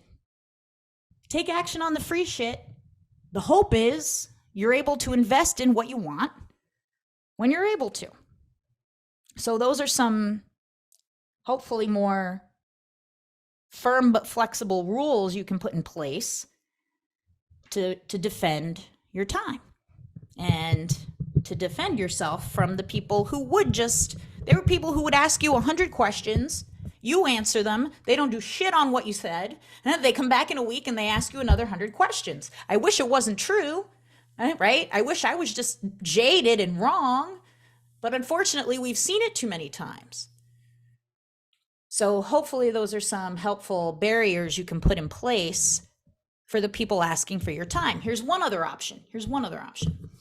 If you encounter somebody who you really want to help, tell them you're going to film it. You're going to film it and you're going to share it. Now whatever, you'll make a case study out of it. Now you're creating something a bit more exponential. You're getting value out of you helping them. So if you're going to critique a letter, you say, hey, I like you. I don't do this for everybody, but I want to help you. I like what you've written. I don't care about what a lot of other people write, but this is decent. So I'd be happy to review it. And I'm going to film it and I'm going to share it. However you want to share it. It could be an opt-in for email list. It could go on a YouTube channel, whatever. If that's cool with you, we can move forward. If not, I totally understand. Have a nice day. This way you're getting something out of it. But, if they're not able to afford a review or anything like that, they don't have to pay for it. They simply have to be willing to share their work. Are any of those things helpful? You want to chime in? Yeah, can I ask a very specific question? Absolutely. Because people ask me for my ideas, and I've helped so many business owners like restructure their finances, switch around how they spend their marketing, sometimes rescue them by saying, you're trying to produce something that costs you more than you'll ever make from this. So people are used to getting my ideas for free. Like I have a friend, he wants to set up a BizOp thing. And in 20 minutes, I can outline a 50-step process of how he needs to do it, how he needs to structure it, how he needs to price it, how he can target market it without buying a bunch of ads, blah, blah, blah, blah, blah. I've helped him in the past, so how do I get him to start paying for that? Because that is worth easily $5,000 to say, here's your blueprint. It'll save you 3 months of trial and error. I've put a budget together for you. This is how many hours and this is how much dollars you should spend on each of these things. And then offered, of course, to help implement that. So how would you handle that? Do you know if he's taken action on any of the work you've done for him so far? Yeah, when I've said you might want to pivot your other business and do this, he does change. Okay, great. So yeah, I would be pretty transparent and honest. Hey, I've enjoyed helping you for free. It's been awesome to see you take action on that. I know you've avoided doing this. You've learned to pivot in this direction. You modified it this way. And going forward, I charge X. Yeah. And if they say no, it's fine. I say that too. I charge X. If that's too much, totally cool. We can still be friends. Yeah. But you don't get it for free. Best of luck. Yeah. It's so frustrating though, because I feel like, it's only 20 or 30 minutes of my time. And it's going to take You should be paid more. You should be paid more if it takes you less time, because that is all of your experience and expertise and knowledge. So you have to flip that belief system. You have to flip that paradigm. I could write a sales letter, right, in like a week or two. Should I be paid less for that or should I be paid more of that? Because that's 13 years of experience that led to me to be able to do that. And they want the result faster. Hey, here's a benefit to you. It's not going to take me months to develop this plan for you. I don't have to do months of research and guessing. I know what the plan is, and I could give it to you in 30 minutes and you could implement it today. The right person will pay more for that than the person who's got to wait for you to develop something in months. Yeah, okay. See, that's where I need the mental toughness. That's why I'm here. Wonderful. Well, I'm here to give it to you. And, you know, communicating that is just a matter of practice. One other idea that I had for anybody in here is you could hold something like an office hour, a free office hour or two once per month on Zoom. Anybody who's had a question, who's wanted to bat an idea around with me, attend. It's the only way you're going to be able to get it. So again, you're giving that value one to many, and you can record it. You record it, you get their agreement, and then you share a recording like that. Everybody else gets to see you have those fire ideas in record time. And then you could set up a whole group coaching program. You could sell products, so much on the back end of that. So when somebody asks you for one-on-one help, say, hey, my next office hour is here. You can ask me that. Here's the link to register. That is a great idea. Thank you. My absolute pleasure. I'll make one other note, and then let me see what Mike said in the chat. It's not only the 20 minutes of writing, 20 minutes plus your years of experience that got you that far. They would pay more for an experienced electrician than a complete novice. Absolutely. And I would pay more for the problem to be solved quickly. If you could fix my electrical issue in my house in one day, I would pay more for that than we're going to have to keep coming for a month. If anything, yes, I should get that work at a discount. Okay.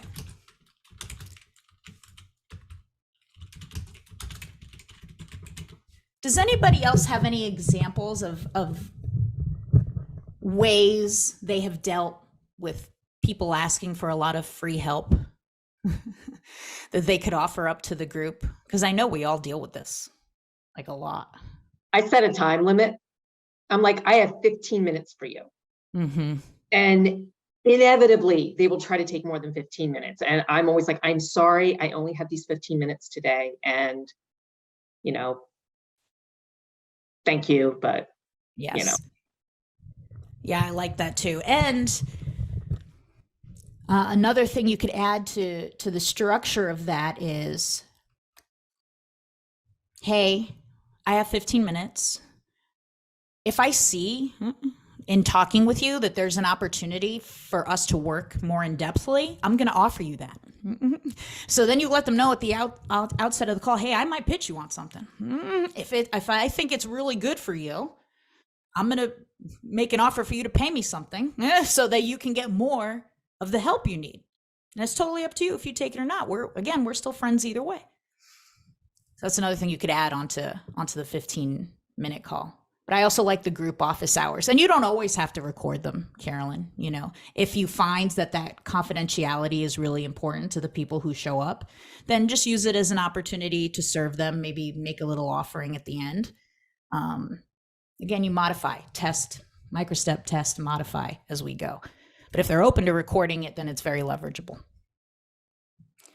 I'm going to see what Neil said. True story. After a 5-minute chat with his client, a friend who's an architect drew a full project on a napkin. The client was in awe. His question was, how'd you do that in 20 minutes? His answer, no, it took me 20 years. Yes, exactly. I love that.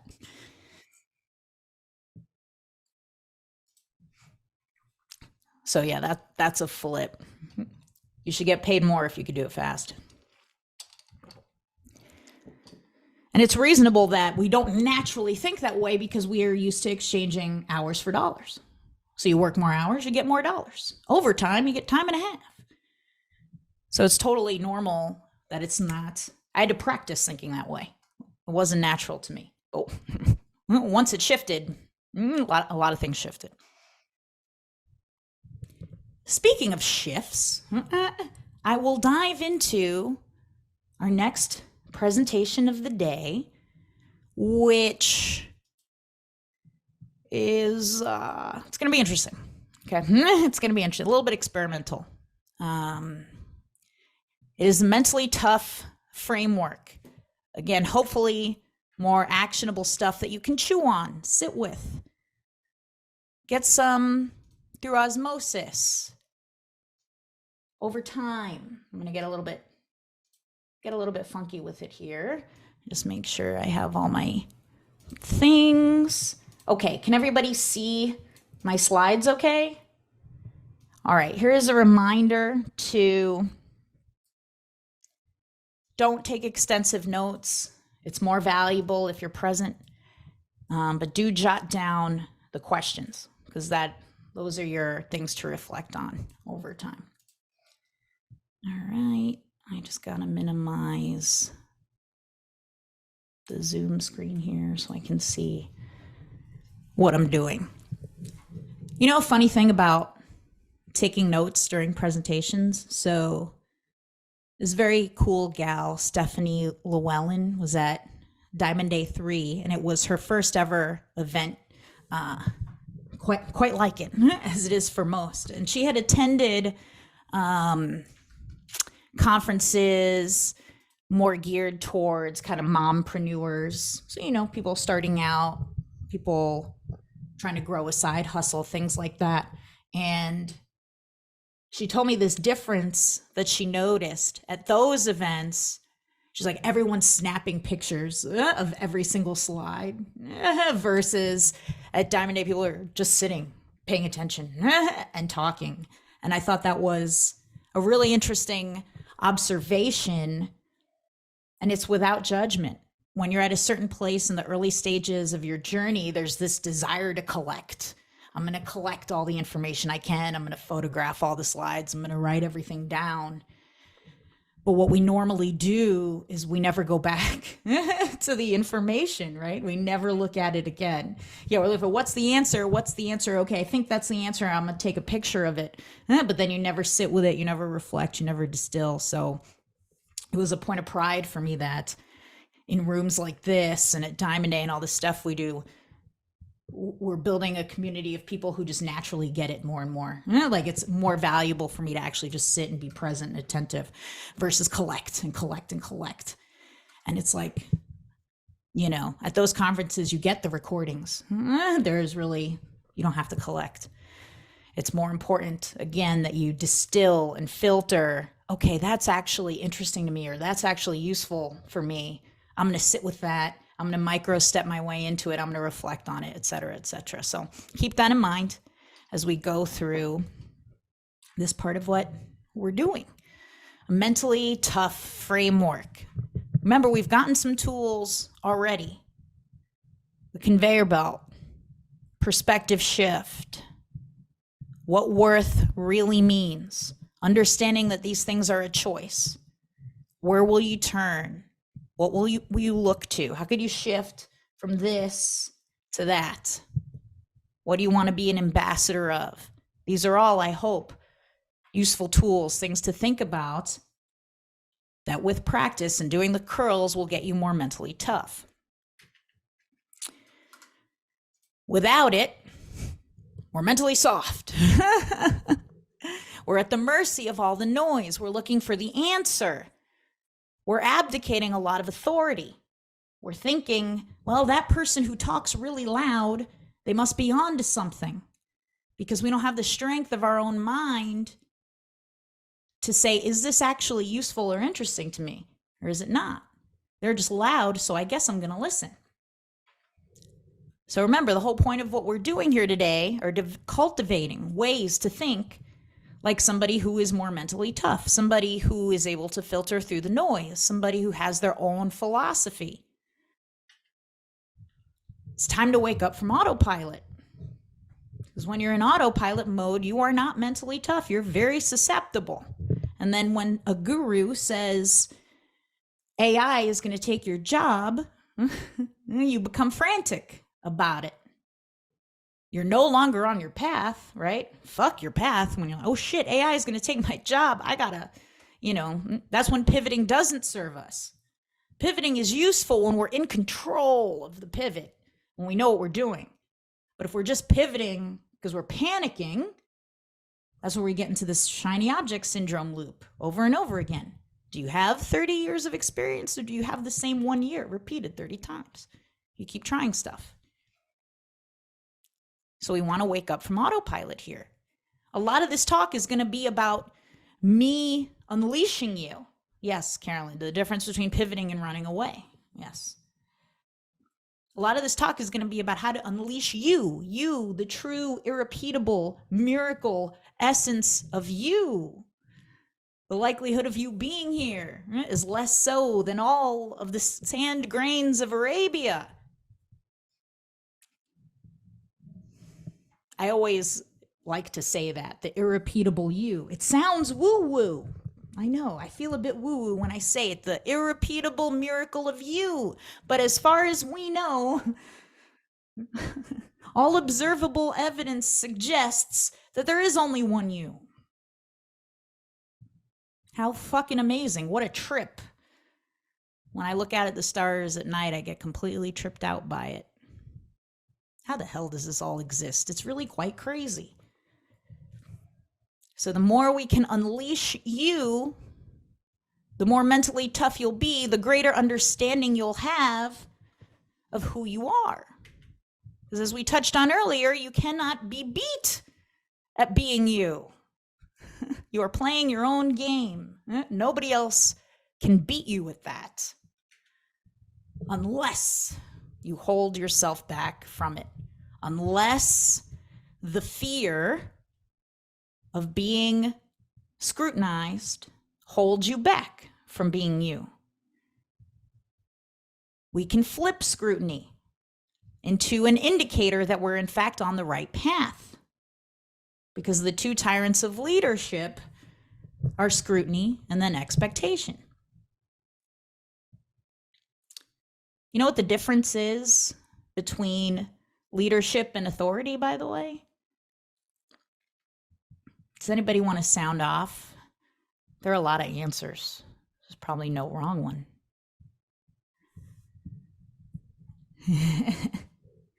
For me, yeah, Jake, I saw you unmute. A leader sets the vision for people. An authoritarian tells people what to do without the vision, is what I think. Does that sound accurate? It does sound accurate. That's a great one. And Neil says inspiration versus command. Absolutely. An overarching part of all of that, and the reason why those other differences exist, is because authority is granted. Authority is granted by somebody else. We voted him in, so he's an authority. It was granted to him. This person is a doctor because they got a PhD. It was granted to them. Leadership is assumed. We step up into it really at any time, whenever we like, whenever we feel bold enough. And that's why leaders are considered inspiring. That's why leaders lead by example and authorities exert control. So the more you step up into being the irrepeatable you, the more of a leader you naturally will become. Nobody can be beat. Nobody can beat you at being you unless you hold yourself back from it. What a shame that would be in this one, as far as we know, life that we live in this suit, this irrepeatable suit.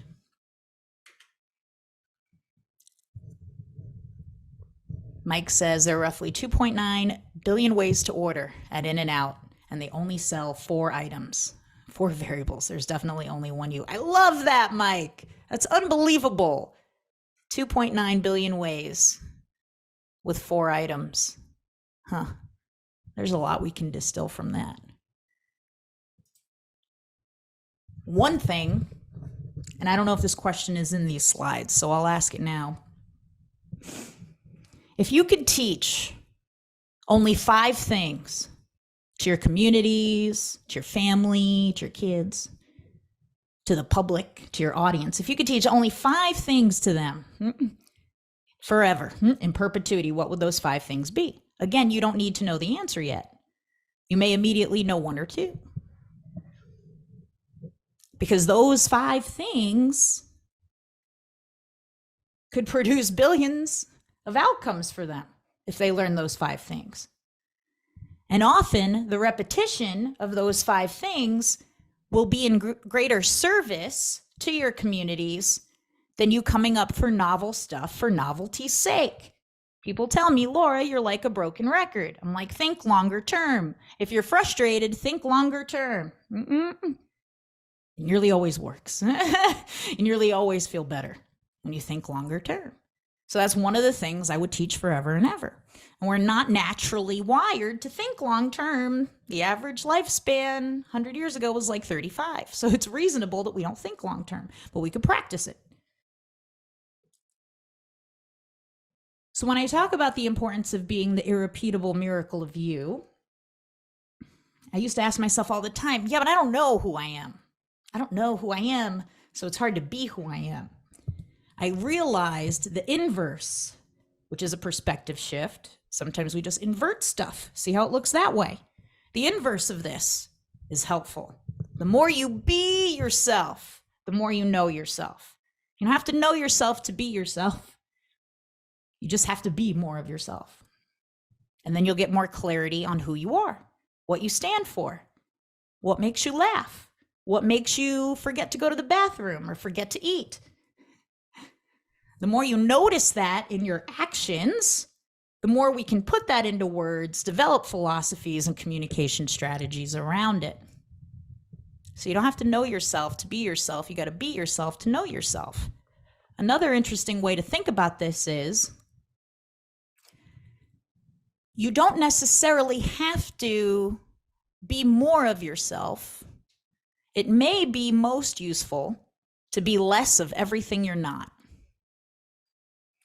So instead of adding on, how does Keisha be more Keisha? Keisha can start to ask herself, well, how do I just be less of everything that isn't Keisha? Fear of other people's opinions, while it might feel quite innate to you because you're very used to it, is not you. Because you wouldn't pursue that which you've been pursuing if you were so afraid. To move into Reiki and energy healing, we teach what we want to learn. So it's no surprise to me that Keisha has moved into and is really interested in this space of energy healing because it's what Keisha wants to learn.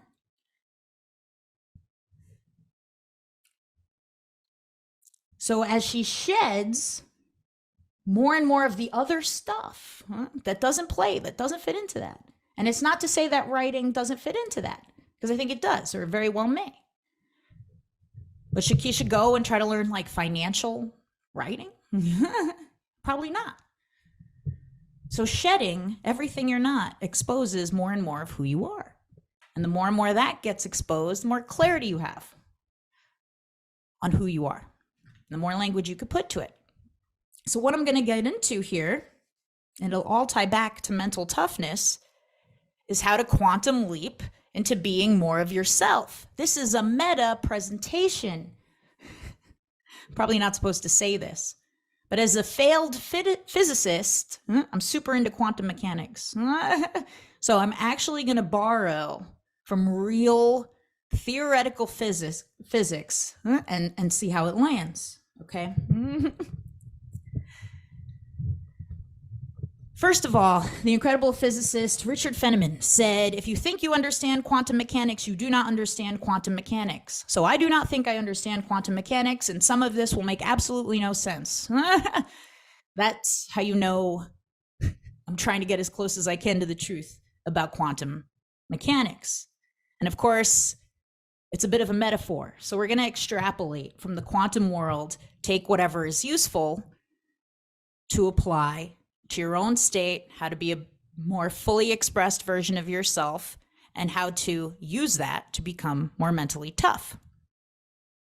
So keep your mind open.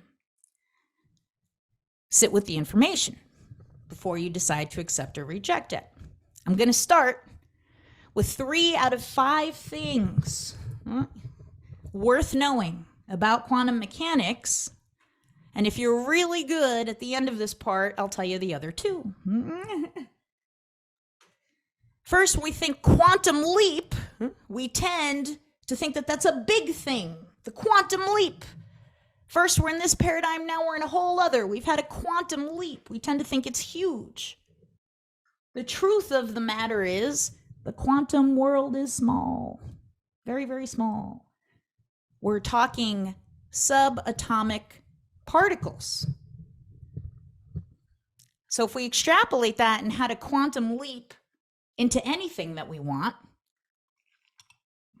how to quantum leap into being more mentally tough, how to quantum leap into being more of ourselves, we realize it's the aggregate of small moves that get us there.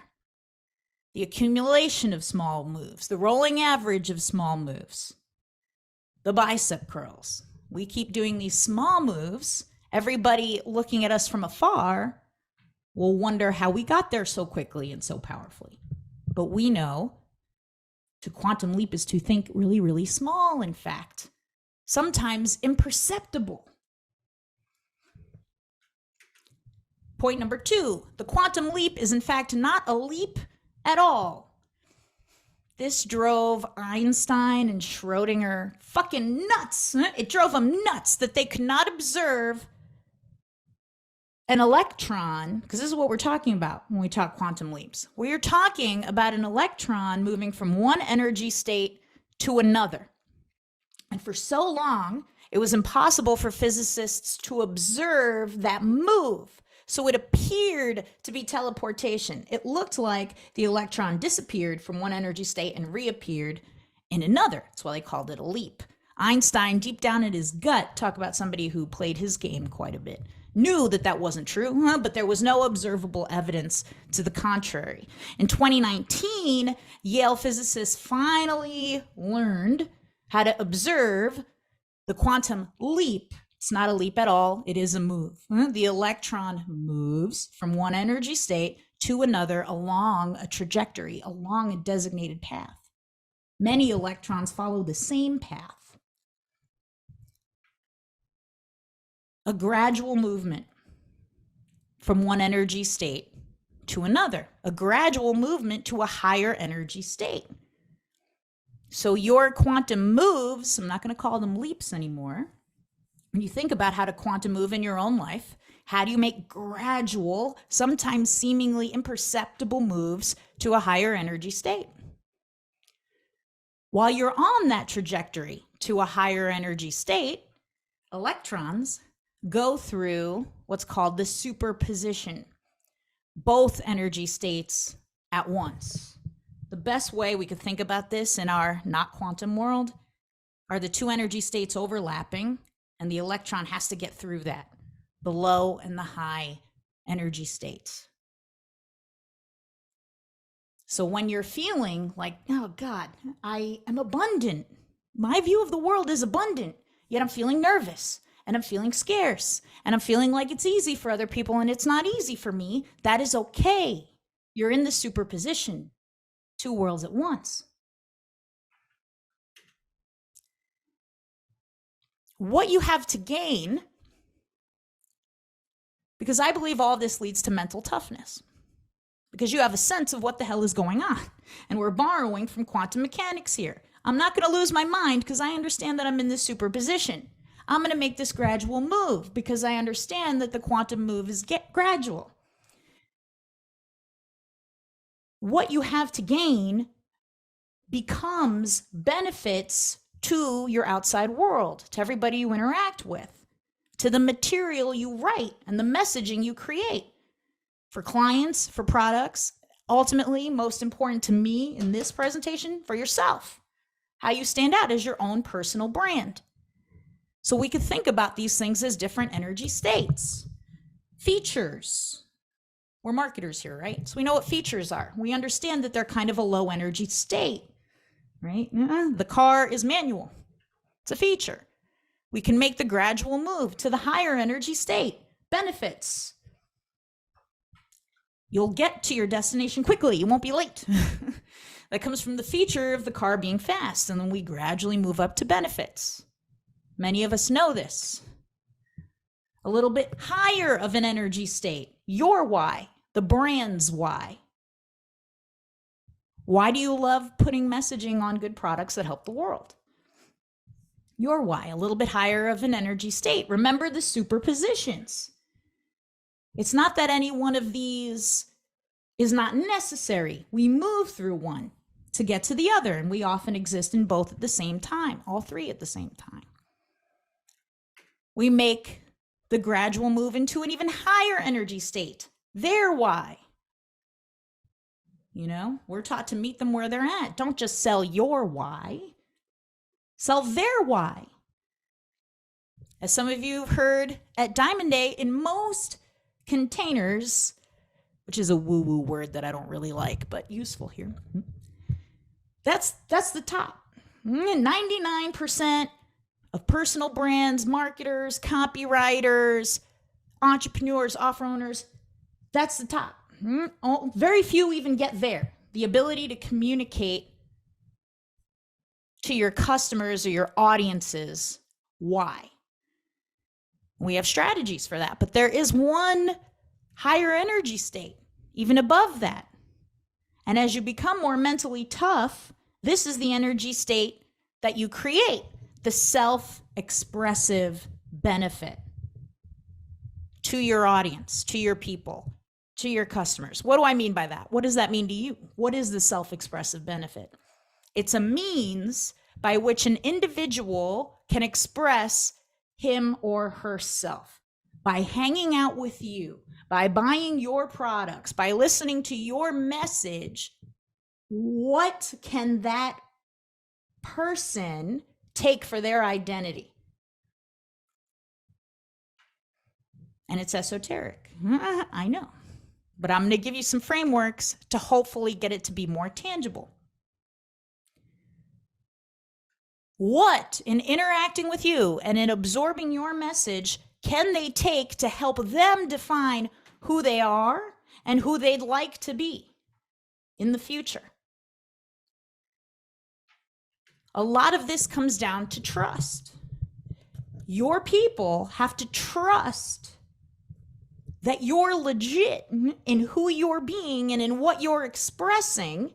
And when they do, they will take that self-expressive benefit.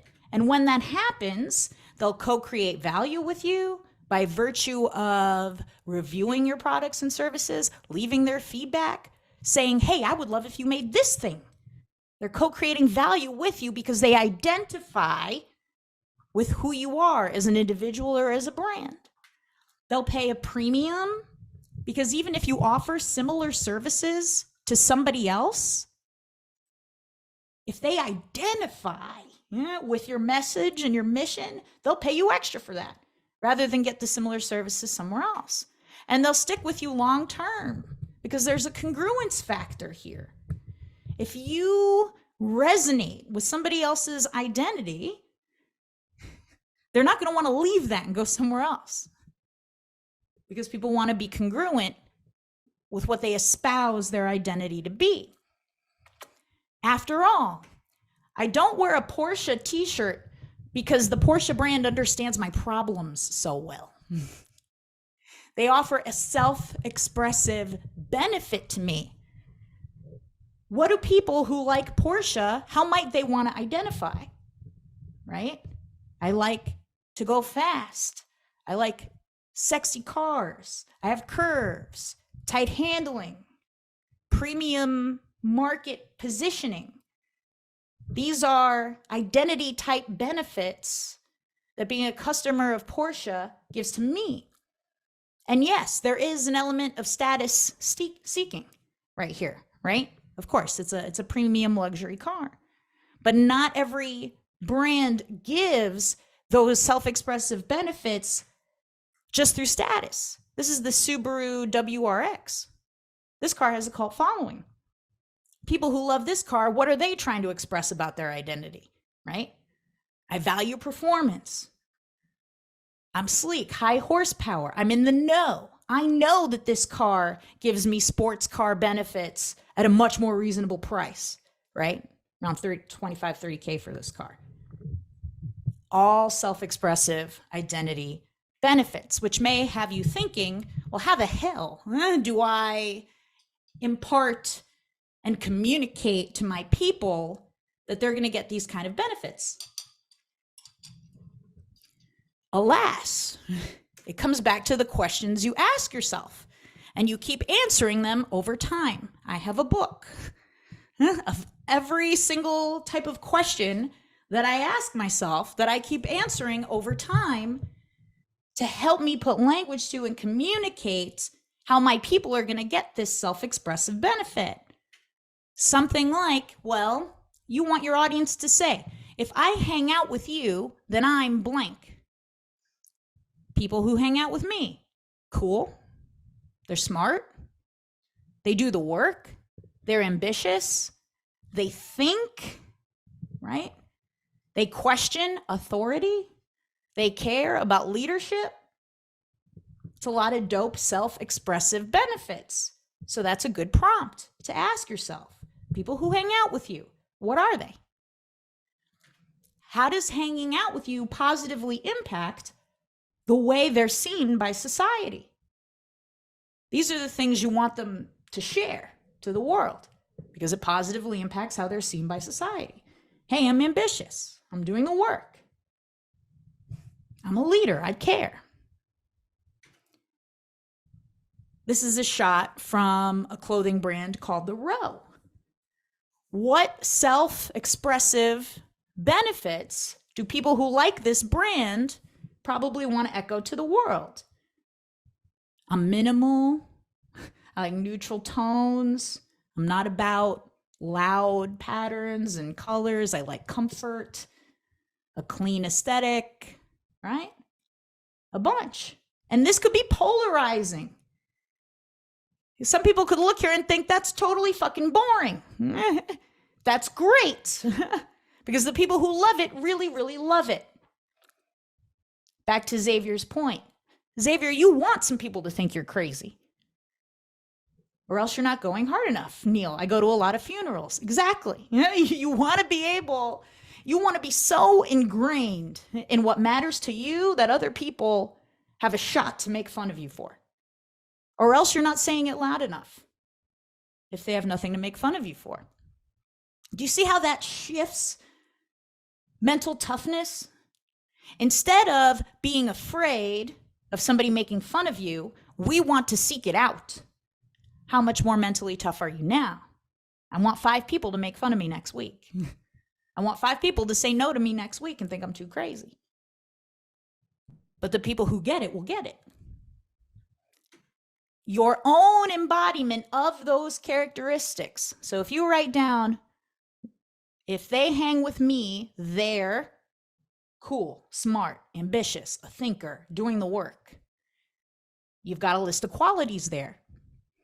Now you got to embody those qualities yourself. So people see it within you and they want to mirror that.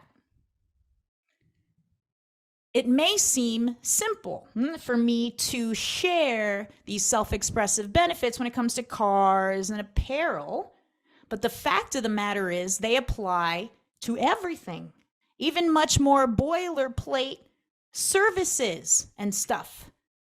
This is Kathleen Martinez's law firm. In her whole early career, she was shaded, by male partners for being too girly. She's built a whole brand around it now. She gives her team the self-expressive benefit of, yes, you can be girly and still practice law. People who hang with her are down with female empowerment.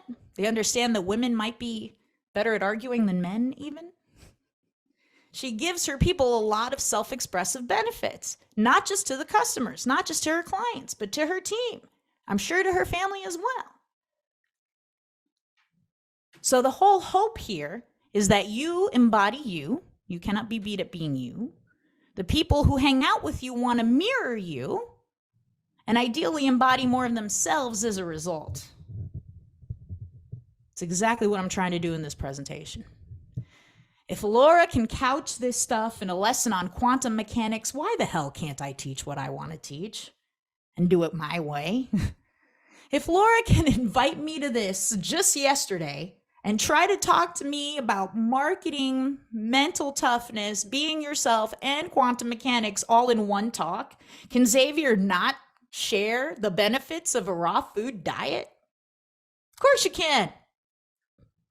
And people will love you for it more and more and more. So another question to guide you in this capacity. What can other people see in you that moves them? Leave the question open. Reflect on it a little bit today and a little bit more next month. Your list of answers will only grow and grow and grow. What can other people see in you that moves them? What have you overcome? What's important to you? What do you want to be an ambassador of? What in your personality do they want to reflect? Jake's people are adventure seeking. He embodies that. They want to do the same. Jake's people are probably physically active. I wouldn't be surprised if all of your people, Jake, have that in common because you are physically active. They see that in you and they're attracted to it. They want to reflect it. So how do you be more and more and more of that? How do you put lighter fluid on that so people get more and more out of it? When you do this, a shift occurs from you providing value to them feeling value. Instead of you teaching, really trying to say, I'm providing value. They tell me, give value, give value. When you live it and other people observe that, they feel the value. Something shifts, even if just a little bit at a time. As an example, I am known in some communities for my love of scissors. Fucking love scissors. I have scissors in every room because the thought of me needing to cut something and having to exit the room to get scissors drives me completely nuts. I don't need to know why that is to create the simple accommodation of putting scissors in every room of my house. For the people I have shared this story with, now they come up to me all the time talking about scissors. They felt something. It's not because I provided value and taught them a lesson on scissors and cutting stuff. Here's the best way to cut stuff. It's because I made them feel a little bit different about making simple accommodations for themselves without needing to know why they want it or judge themselves for being so weird that they want scissors everywhere, or measuring tape might be the next one I do, or a screwdriver. So it's that embodiment of the characteristics that people who hang out with you have in common.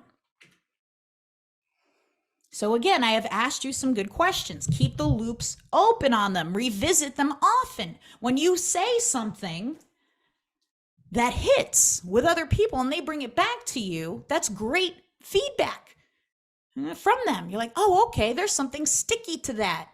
People feel it. It's not just a providing of value. More people, I have done hardcore teachings in my life on a lot of areas, right? Copywriting, e-commerce, how to build a store, how to run a Facebook ad. Very few people come up to me and say, hey, Laura, that strategy for Facebook ads, yeah, that was really something. But they'll come up to me and talk about scissors. They'll come up to me and say, Laura, I love electrons. You talked about electrons and I love electrons. And now I feel seen. I'm not so alone in my love of electrons. It's the embodiment of the shit that I really care about that gives people that feeling, that movement. Mary said it's baby wipes for me. Every room in the house. I totally agree. I love having baby wipes in every room too. So keep track of that shit. Build it over time. Keep communicating it. I'm a pen snob. People come up to me and talk about pens. Way more than they talk to me about Facebook ads.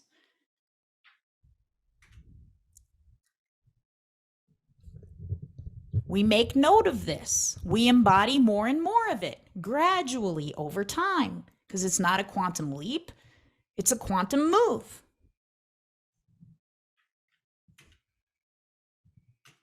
Keep yourself open to this stuff. Give yourself time to talk more physics. There's a Newtonian concept of time where it's scarce. We only have a limited amount. And we're really quite powerless over time. There's also an Einsteinian concept of time where we create it. Time comes from us. You ever notice how when you say, I don't have time, you're sitting in time and you still have it? You have time to say you don't have time. That's something, isn't it? So whenever we feel short of time, it helps to go out and look into the distance. Realize I do have time. Time comes from me. I make time. So give yourself time with this stuff. Resist the urge to close the loop on it all. Ask yourself these questions and keep answering them over time. And most of the time, you move gradually with it. Gradually from the there why to the self-expressive benefit. And remember the superposition. You'll often be in both worlds at once. The more unleashed you are in these capacities, the more inspirational you become. I don't know if Kathleen Martinez is my ideal attorney. You know, I might not be her target market. I'm not super duper girly, but she's inspirational as hell. She inspires me.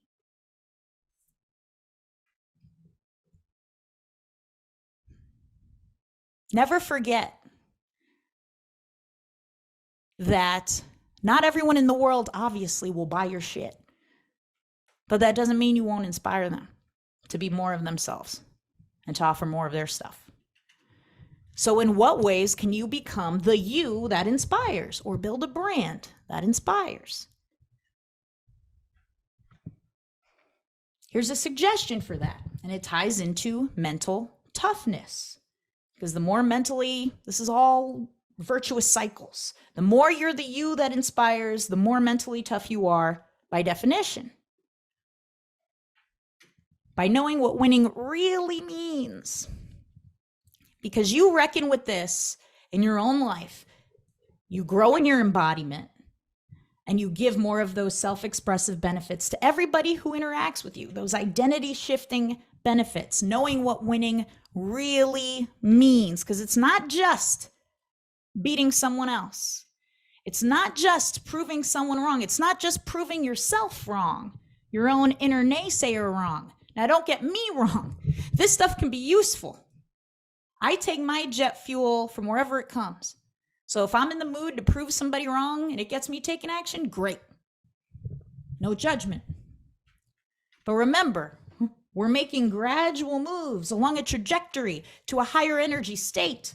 There's a higher energy state to winning. The word win is derived from the Old English, winnin, to strive, to contend. The act of striving is winning. It's not the outcome. It's the doing it. The ongoing pursuit. That's why I like to look to the horizon. The horizon never ends. It's not a border. You move to the horizon and there's always more horizon. It's an infinite game. There is no end. As you understand and embody this, you become a brand people want to identify with. You're literally choosing to withstand the test of time. Speaking of time, another physicist, Stephen Wolfram, said time is the progression of computation. So thank God for the passage of time. The passage of time allows the computations to progress. Wolfram's talking about it from single-celled organisms. The computation progresses. By one miracle or another, you get us. Time progressed. The computation progressed. So as you stay on your trajectory, understand that time passing is letting your computations progress. You get more and more sophisticated and complex. But when you give up, when you run away, when you pursue another trajectory, which again, the temptation is reasonable. I saw a TikTok about being a lash tech. I was like, I could be a lash tech. Huh? I could do that. The temptation is reasonable to totally veer off the path. But then you're resetting time. You're starting the computation over again. And that's where you get in that shiny object syndrome loop. So allow the time to continue to progress and the computation to improve. You understand now that to strive for what you want is to win. The act of striving in and of itself is to win. So what do you want to strive for? And as best as we can, this is just one day today, one impromptu day today. So this is an overview, but as you keep the loops open, I hope for those gradual shifts to occur where you embody more of this stuff. What do you want to strive for? When you know or have some more sense of what you want to strive for, it enables you to do what I call the witch hunt. Pun. Where instead of asking how will I do this? How will I get there? You shift that question into which. Because there are a shit ton of ways how. But when you solely want to beat somebody else, or when you solely want to prove somebody else, your own inner naysayer wrong, how do I do that? How do I do that? I got to win. I got to beat them. Tell me how. Give me the answer. Tell me the way. But if you're asking which, your mind suddenly opens up to the dozens of possible ways for you to accomplish whatever you want.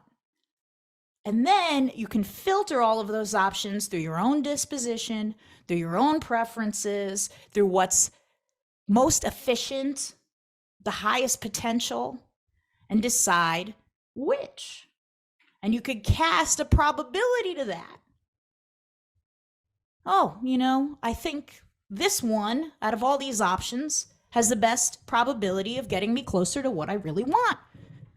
So that's what I'm going to try first. I say probabilistic thinking, don't worry. I'm not asking you to do hard statistics, but rather shift into understanding that things are not a yes or no. Everything is within a range with some probability of panning out the way that you want. Doing this enables you to plan what you might do next in advance. You have all your options from the witch hunt. Okay, I'm going to try this first. If it goes great, I'm going to try this next. If it totally flops, I'm going to try this next. That's another way you get through the meltdown in minutes, not months, because you've already planned for what you might do next in a given situation. You account for risk a little bit differently. Risk is not the understanding of everything that might go wrong. A lot of people make this mistake. Risk is not the accounting for everything that might go wrong. Risk is everything you did not account for. And there'll always be things you don't account for. But the more you get a lay of the land, the less risk there will be. And the less you will be bogged down when the inevitability, things don't go exactly the way you plan. You're like, okay, I already know what I'm going to try next. Let's just keep moving forward. You have a brand new perspective on what balance means. Balance. Balance is bullshit. Picture this scale. Picture some rocks on it, either side, perfectly weighted. Perfectly weighted. You're holding it. You're holding this perfectly balanced scale. Okay, now go out into the real world. Go out into the real world. Walk into your car. Walk into the store. Walk into a family gathering. Scale's not going to stay like this. Scale's going to move. Like this and this and this. You understand that that perfectly weighted scale is a mere construct, a useless thing to strive towards, and you're so much more free to say, hey, I'm doing the best I can, but I know this scale is not going to be perfectly weighted as I move out into the real world. You develop empowered language around this. You can communicate it to your family and seek their alignment on it. How much more mentally tough are you now? All of this is big muscle stuff. It's not a bunch of button clicking. Sorry. Button clicking sometimes makes us feel good like we're doing something, but we could do so much more with less button clicking and more of this stuff, which all leads us to be able to maintain that poise. We use our conveyor belt, our long time horizon. We do witch hunts instead of ask how. Shit goes wrong. We're able to maintain poise in that situation. We operate more and more in this way, and we're able to communicate it to others. We develop our own language about it. We write it down. We share the stories where we have to embody this. I have one. I talk about poise a lot at Diamond Day 3. I really think that I have poise pretty nailed down. You know, I hear no a lot. I'm okay. I'm okay when I hear no. People say I'm weird a lot. I'm okay. People say I'm weird. I'm doing my pitch presentation at Diamond Day 3, where I'm going to make an offering for people to come back for Diamond Day 4. Okay? People who consult on running events, people who help, they'll say this is the most important part of the whole event. For me, it's not really. But they say it is. And it's important, you know? Events are expensive. Got to sell some tickets. So I'm doing my pitch. The slides, the projectors break. Fully break. I got GIFs. I got important words. I got important photos. Broken. Nothing on the screen. For the first 5 minutes or so of this, I continue on. I know my shit. I could talk about it off the top of my head. I'm still going. I get to the part where there's going to be a hilarious GIF. I ask the audience, should we wait until the slides come back on? I say, this is my pitch. This is my pitch, guys. This could have happened when Paris Lampropoulos was talking. It didn't. It happened during my pitch. We wait another 9 minutes. I'm up on that stage, kind of talking, waiting for the slides to come back on. I am losing it. I am losing my poise. The thought goes through my head, I'm going to walk off this stage. I literally have to eat the dog food in that moment and say,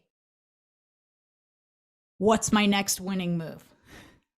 What am I going to do? I stay on the stage. I keep working through it. They watched me embody poise. When you talk, this might be woo-woo, but when you say you've got a good grip on something, decent chance the universe is going to be like, are you sure? Are you sure? That's what the universe was like to me, and I had to make sure. And so I'm literally living all of this stuff in real time. And it turns out that moved a lot of people. They're like, Laura, I saw you execute poise. Wow. The self-expressive benefit, living the thing and communicating it while you're doing it. So it was an opportunity. Every shitty thing is an opportunity. Yes, that's easy to say. It's harder to live in the moment where you're going through the shitty thing, but it's practice. This is practice for me to exude mental toughness, to have poise, and to live through all the shit that I talk about, and to talk about it in turn. When you do all of this, your confidence grows. Your trust that you can strive for what you want. Can't you? Of course you can. You trust that you can strive for what you want. You understand that to strive is to win. In the strive, you are winning. Your trust in your ability to complete a task. I trust I can continue to strive.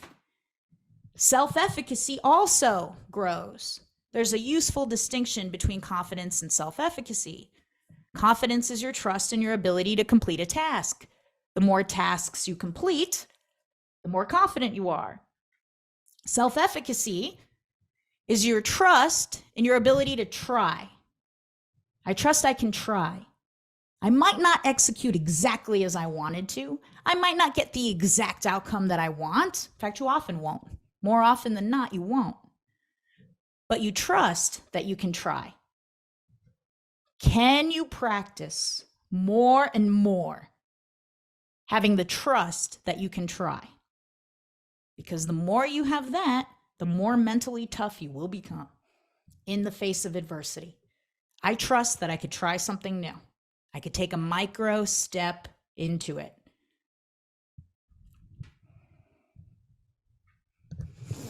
What do micro steps look like? Because I don't have any hard training prepared on them, but I think talking about them is going to be really, really important. And we go with the flow. We reserve to go with the flow and offer up what I think will be most useful to the group.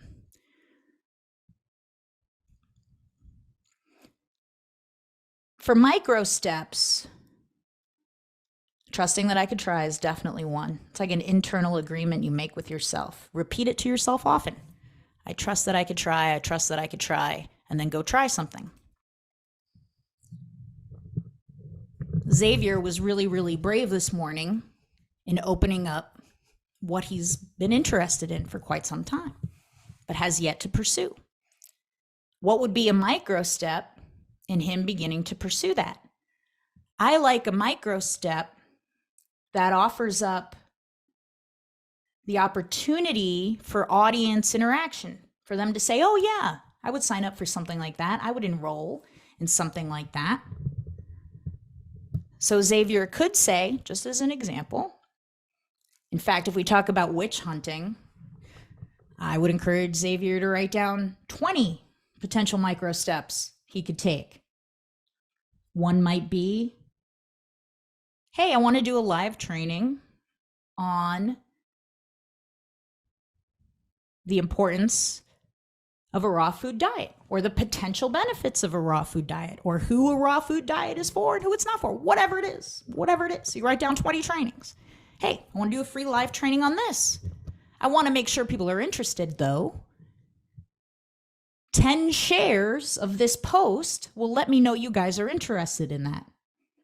You see, this is a micro step. All he's doing is writing a post. It's not a lot of work. The sharing has exponential upside.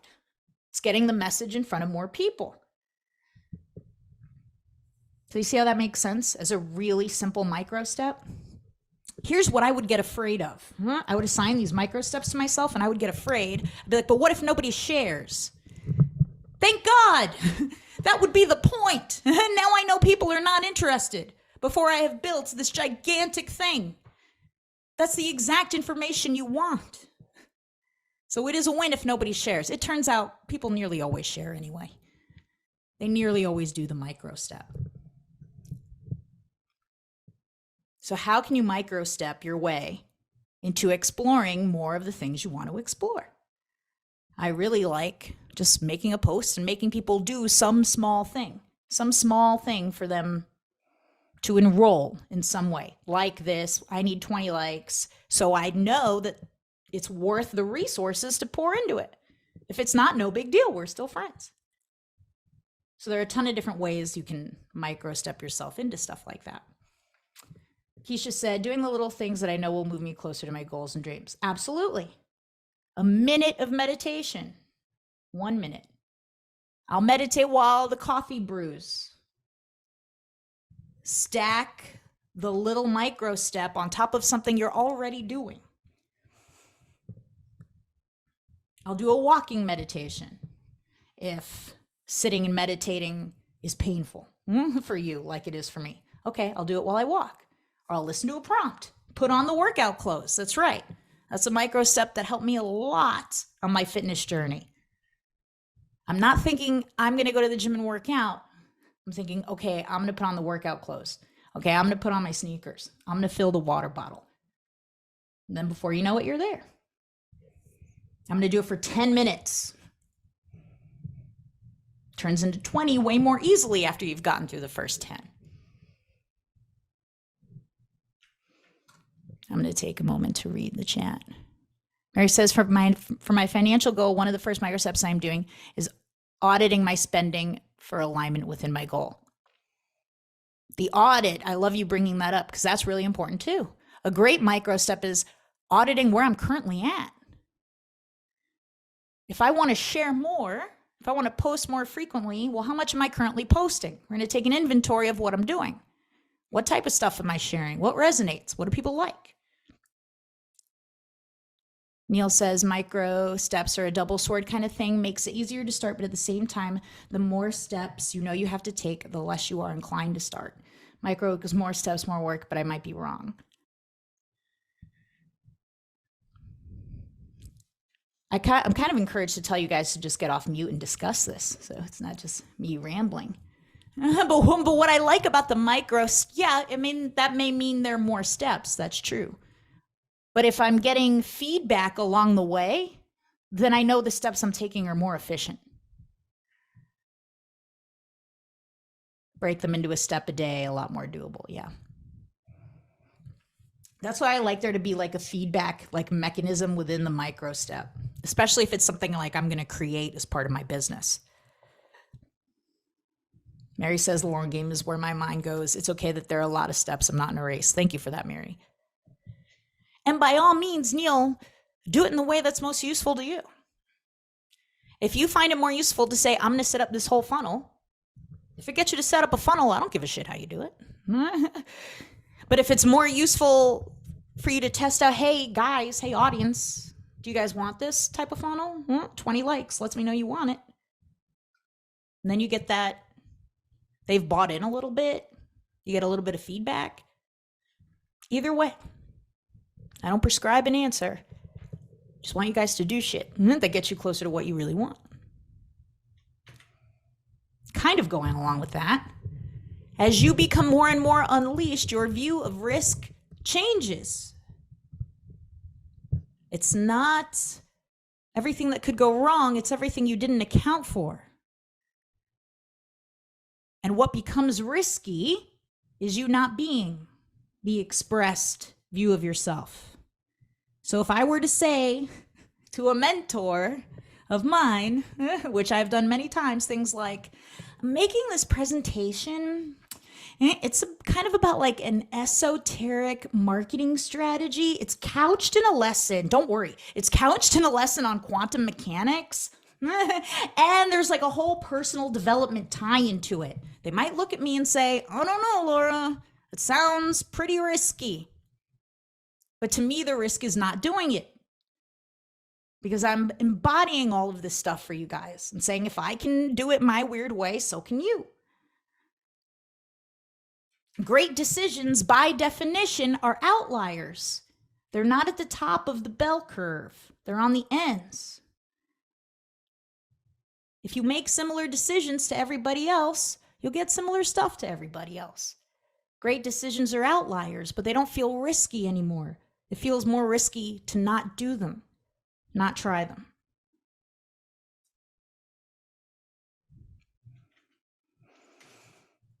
All of that is designed to get you more and more unleashed. And remember, we're just getting started. Today is just the first day. We've only hung out for, 3 hours? So just open the loops on this stuff. Let's get you more unleashed, and therefore more unrivaled, and more mentally tough. Here is your reminder to move gradually with this. The quantum move is gradual. I told you if you guys were really good I'd tell you two other important things about quantum mechanics. Do you want to know what they are? Awesome. So remember Yes. number. Hell yes, yes, thank you. Oh, I feel so good. I reward myself. Sip of coffee. The quantum world is small. That was number one. It's not a leap at all, but they are moves from one energy state to another. And what was my third one? The superposition. They go through two worlds at once. Here are two other things that might be worth knowing about a quantum move so that you can intentionally make quantum moves towards anything that you want in life. First is that quiet precedes a quantum move. A quantum move can be predicted when the total energy of the nucleus of the atom is lower. It's like how a volcano can be predicted when it's been extra dormant and quiet for a period of time. So quiet precedes the quantum move. Your reflection on this stuff, your decision to keep the loop open, could be that period of quiet for your quantum move. The second additional thing worth knowing probably about quantum moves, and the reason why Einstein and Schrodinger could not measure them, could not track them, could not see them, is because the devices that measure the movements of the electrons in these atoms, they fuck it up. And if I said it totally articulately, it wouldn't be quantum mechanics. But heavy measurement of the electron in itself prohibits the quantum move from occurring. It makes it harder for the electron to leave that energy state. So when we talk about scrutiny and expectation, how can you try your best to ignore the measurement of others? Because focusing on the measurement of others might inhibit you from making those quantum moves.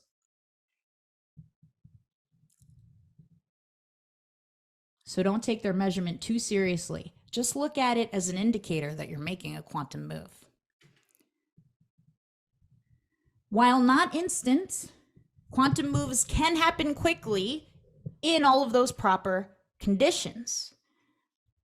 Might be worth recapping. The conditions for a quantum move, they're small, almost imperceptible. Quiet precedes them. A moment of reflection precedes them. They're not a leap, but they are a move along a path, along a trajectory from one energy state to another, to a higher energy state. They get through the zones of the superposition. The electron lives in two worlds at once for a little while, and that's okay. And they ignore outside external measurement. It's happening within the system. And with the unfathomable amount of quantum moves that occur in a single day, it's impossible to know the number. We have to first know how many electrons there are just on Earth, let alone in the universe. We don't know. It's been posited that it's like this many. That's 1 × 10 to the 51st power, just electrons that exist on Earth. That number is called sextillion. By the way, who said you're not going to learn anything practical in this presentation? That number is sextillion. With that many electrons and they're moving all the time, you don't have to wait super duper long to start your own quantum moves towards anything that you want. And that's my quantum move talk.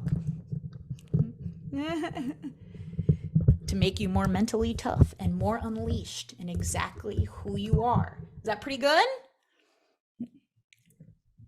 That's fun. Awesome. Thank you, thank you, thank you, thank you guys. I am in, one of my mentors teaches 6-word updates. The thinking is if you could really synthesize a whole bunch of stuff into just 6 words, it could be really useful. It's a very useful skill. I'm not going to tax everyone with sharing a 6-word update or interpretation right now, but it could be a useful tool and strategy as you guys reflect on things. Well, if I had to distill this into 6 meaningful words for me, what would those 6 words be? So I offer that to you as a way to hopefully make even more useful, this kind of tricky discussion on quantum moves and marketing and self-expression, et cetera, et cetera. So I propose, because we got about 1 hour left, which it's so fun, like it's Parkinson's law. Gas in a container will fill a container. Time fills the space of time. Your money and your expenses, right? Your expenses end up filling your income. I'm going to talk about that more in just a second. So we're doing so amazingly on time. I'm going to do a really quick bathroom break and then come in for the last part of what I wanted to share with you guys today. Feel free to chat, unmute. If anybody's got something in 6 words, that would be dope. And I'll be right back in like 2 minutes. Is that cool?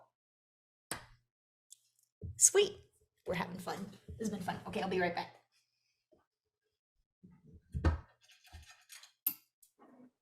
Who's got 6 words?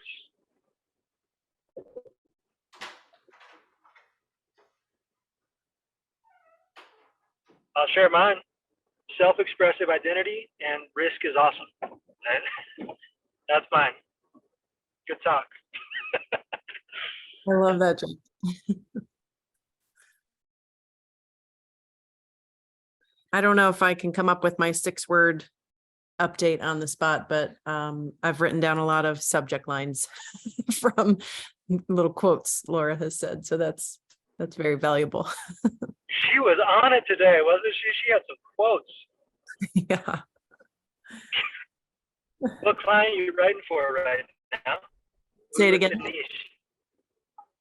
What'd you say? What clients you writing for right now with these subject lines? The clients that you're writing for? Oh, yeah. Laura. Oh, okay. So, you broke up a little bit.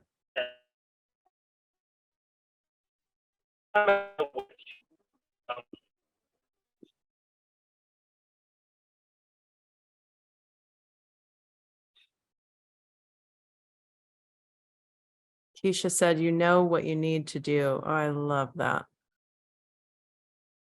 And Carolyn, I need a bathroom break.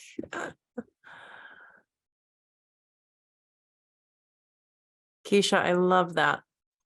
Thank you. It's like doing things like this is always so refreshing because it's like I know I have the answers inside of me, and this just helps bring it out, but I know what I need to do. So That's amazing.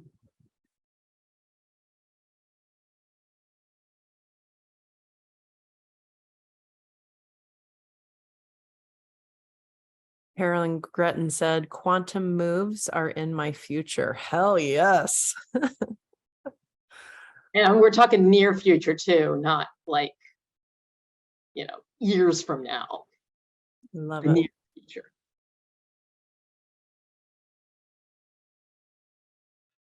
I don't know if it's, I don't know how many words it is, but one of the things that I keep coming back to is like embodying the kind of person I want to impact so that those people can see me and find me and we can like mutually impact each other and inspire each other. I'm really feeling a lot of that.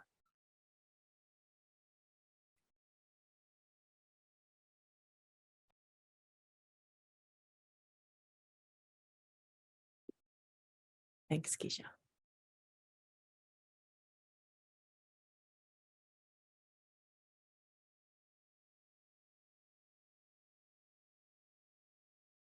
Thanks, Carolyn.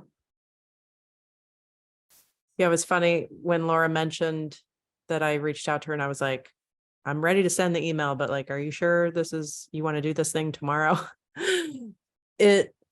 When she wrote me back and she was like, yeah, people can't come. That's okay. No big deal. And it was just another reminder for me, like, yeah, if it doesn't work, it doesn't work, but why would you not try it, you know? So yeah. She's playing her game. Yep. Yeah.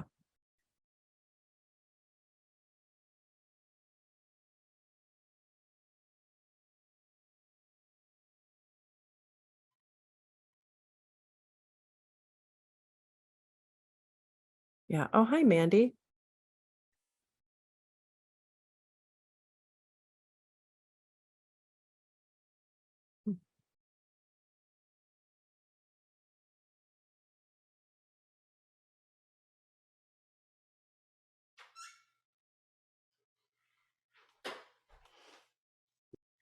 I should have put pump it up music on. All right. How we feeling? Good? This is a marathon. 4 hours. You guys think I should charge for this masterclass in the future? What do you think? Mary's like, yes. 1000%. I like an hour in, I was like, fuck. Maybe do an affiliate, have affiliates promote it. All right, we'll talk about it. I'm glad. This is my shit. Inspiring people to play more of their own game. I didn't talk a ton about playing your game. It's a huge piece of what I go through in my coaching programs. Everybody plays the game. I don't know how to play the game. It's something I worked on with Jeannie quite a bit. People play the game. They wonder why they're losing. You play your own game, you're always winning. So I'm glad. I'm hugely glad.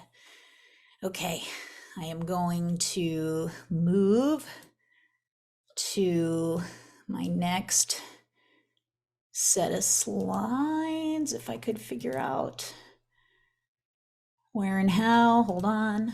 I don't want you to see the punchline before the beginning. Okay. And I will share my screen and then have to reorient everything one more time. I also want to learn, nope, I've made that mistake all 3 times.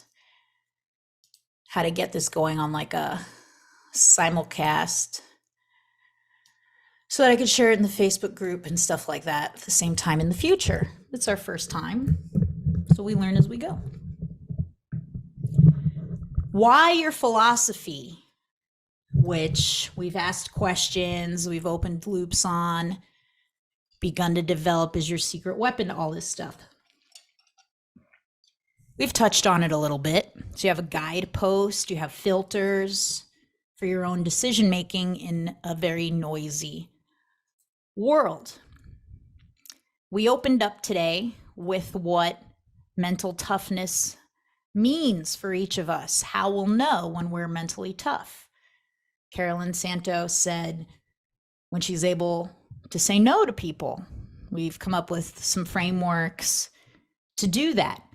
Jake said when he's really able to stand up in leadership on his trips and stuff, maybe even how he could cultivate an environment where conflicts are less likely to occur, and we have systems and language for how we deal with conflicts and lead our groups such that we're empowered in the moment of conflict. Crystallizing your own philosophies on this will get you so much more empowered and clear to establishing that mental toughness. So the question is, what is the philosophy worth developing that will get you there? And that's what this final talk of the day is going to be about, how to develop that philosophy. Because when the obstacles come, and they always do, you'll at least have a little bit of a roadmap and a lay of the land for how to deal with them. And when this talk is done, you'll have more insight into how to develop your own philosophy. you will have an opportunity to join me in a coaching program that I'm going to kick off in January. And you'll feel like this investment of your time today was really worth it.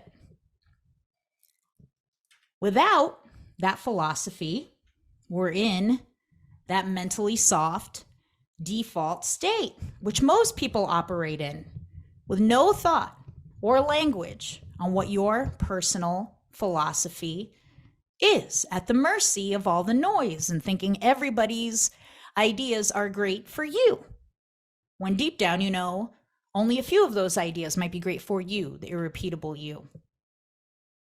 Of course, that leaves you more prone to blindly following and copying other people when you don't even really know if what they do or what they prescribe works that great for them, let alone if it's going to work greatly for you.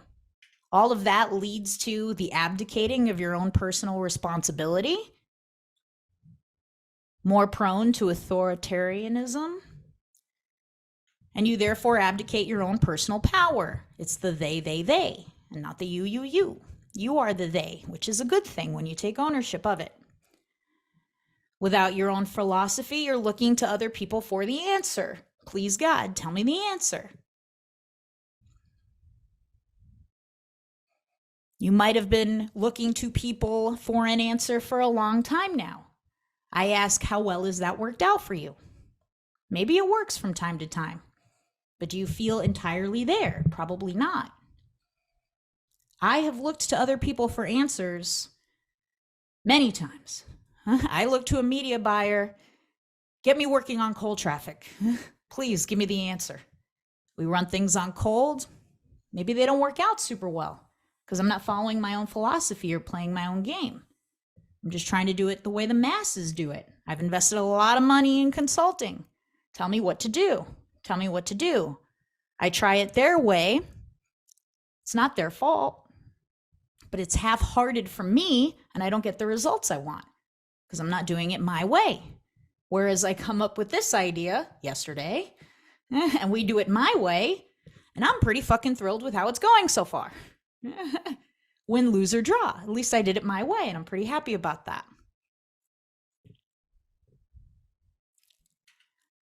It's not anybody's fault. We are trained to seek the answers. School teaches us this, right?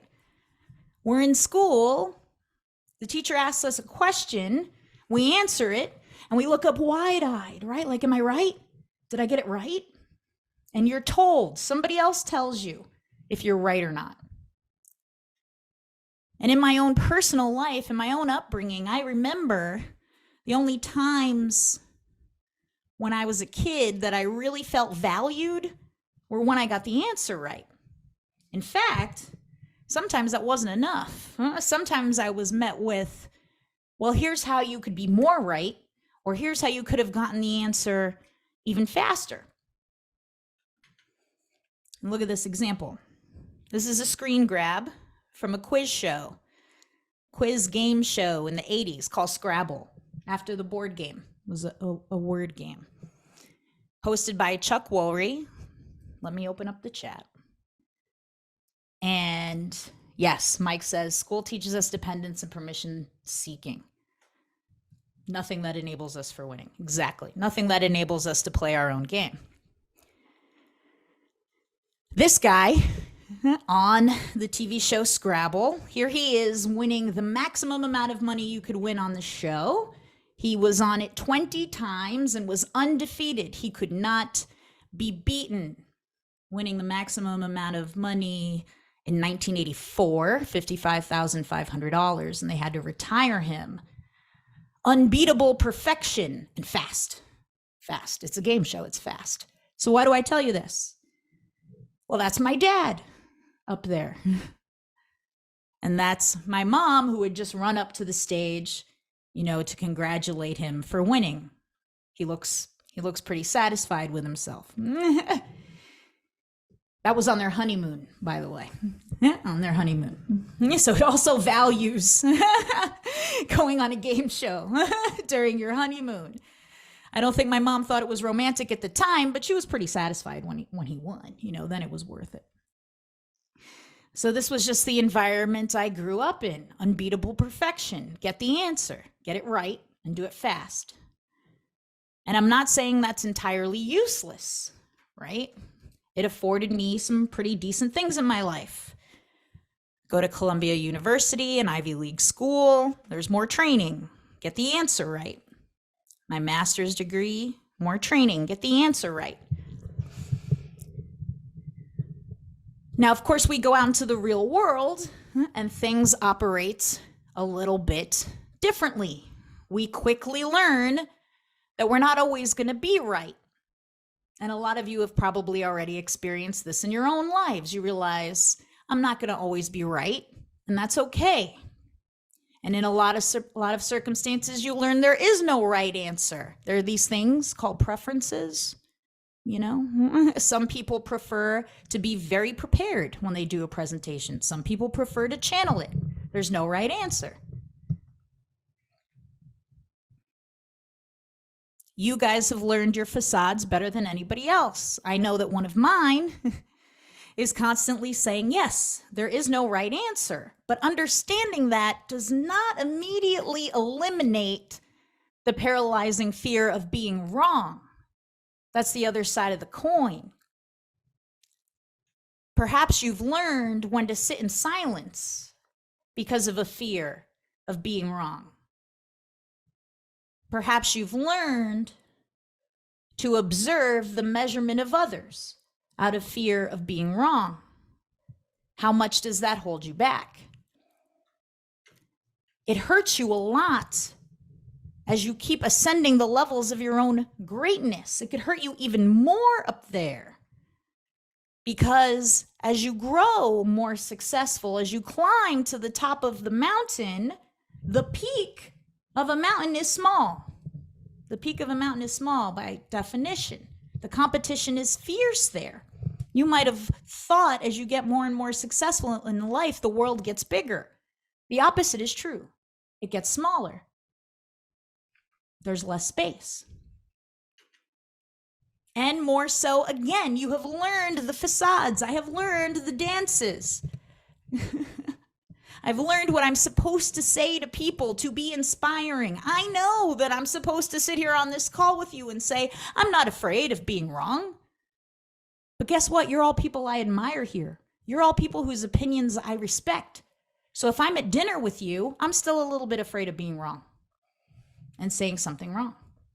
I've learned that I'm supposed to get up in front of my audience and say, I'm not afraid of failure.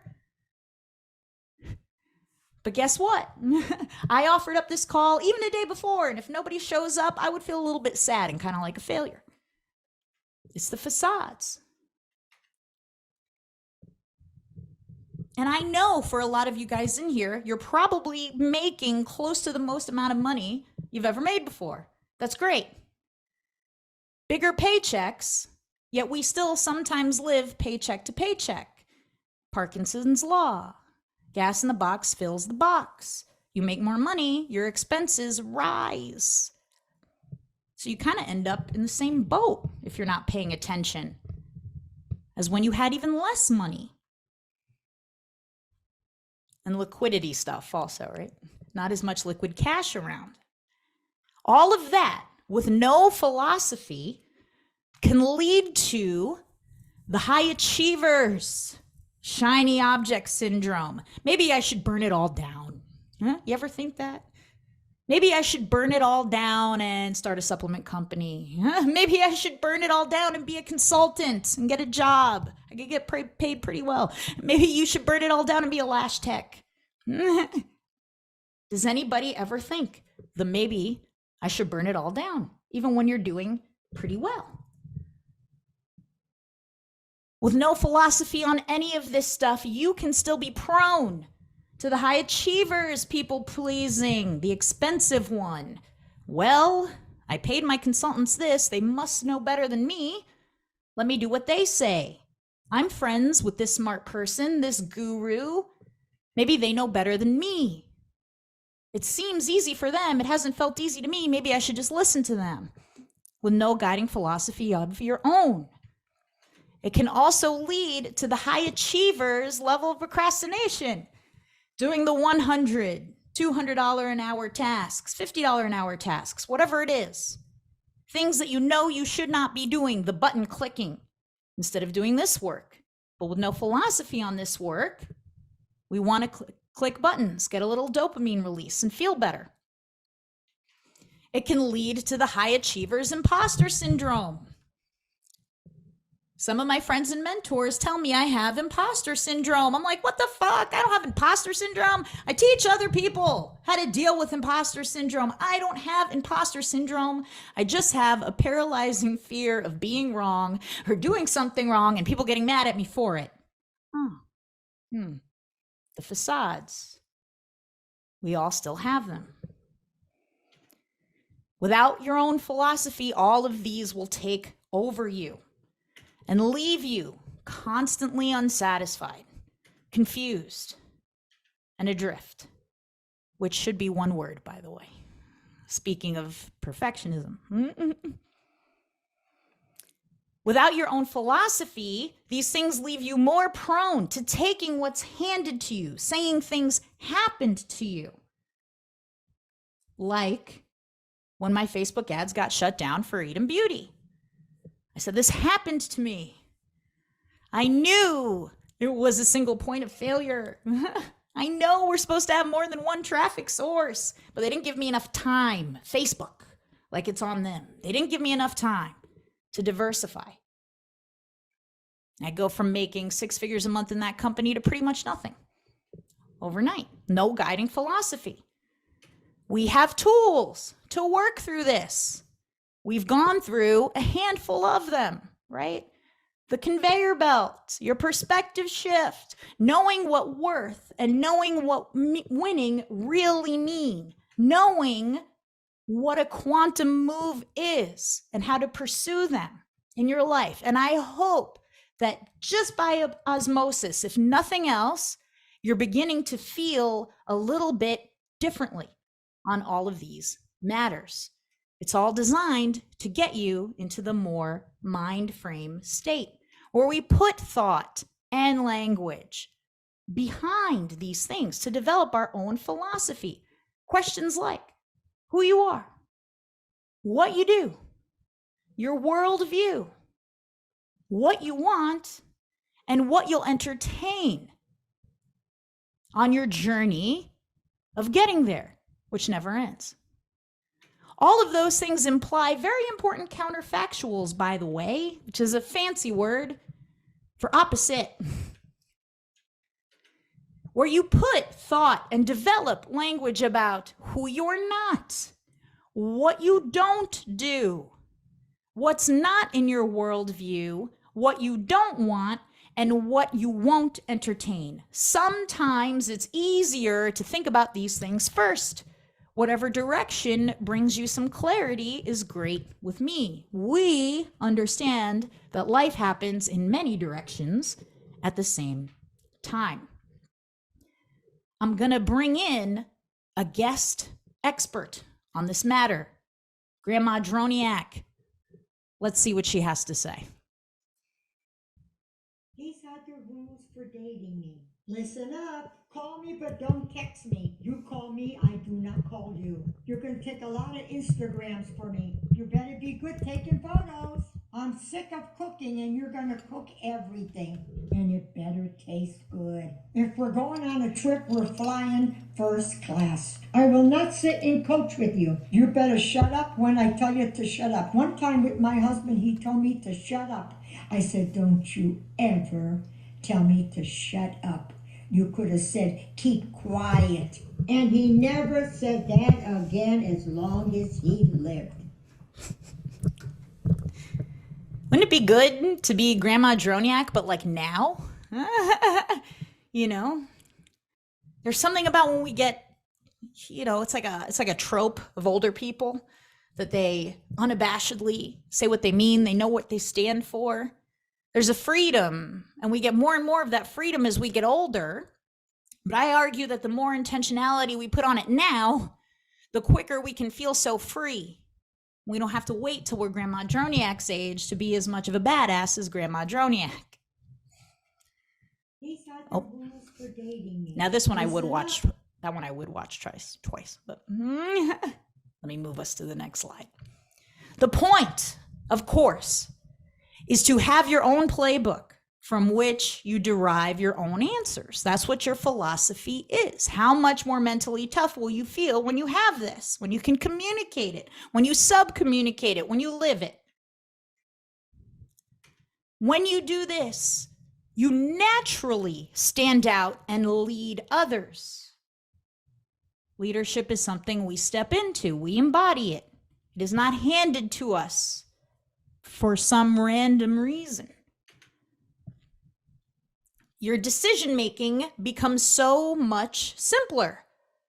Does it align with my philosophy and does it get me closer to what I want? Yes, great. If not, no. The way I think about that is to distinguish between options and opportunities. When you are on the path and you know what you are moving towards, you actually do not have many options, because options are things that get you off of the path. But on your path, there are still abundant opportunities to move you closer to it.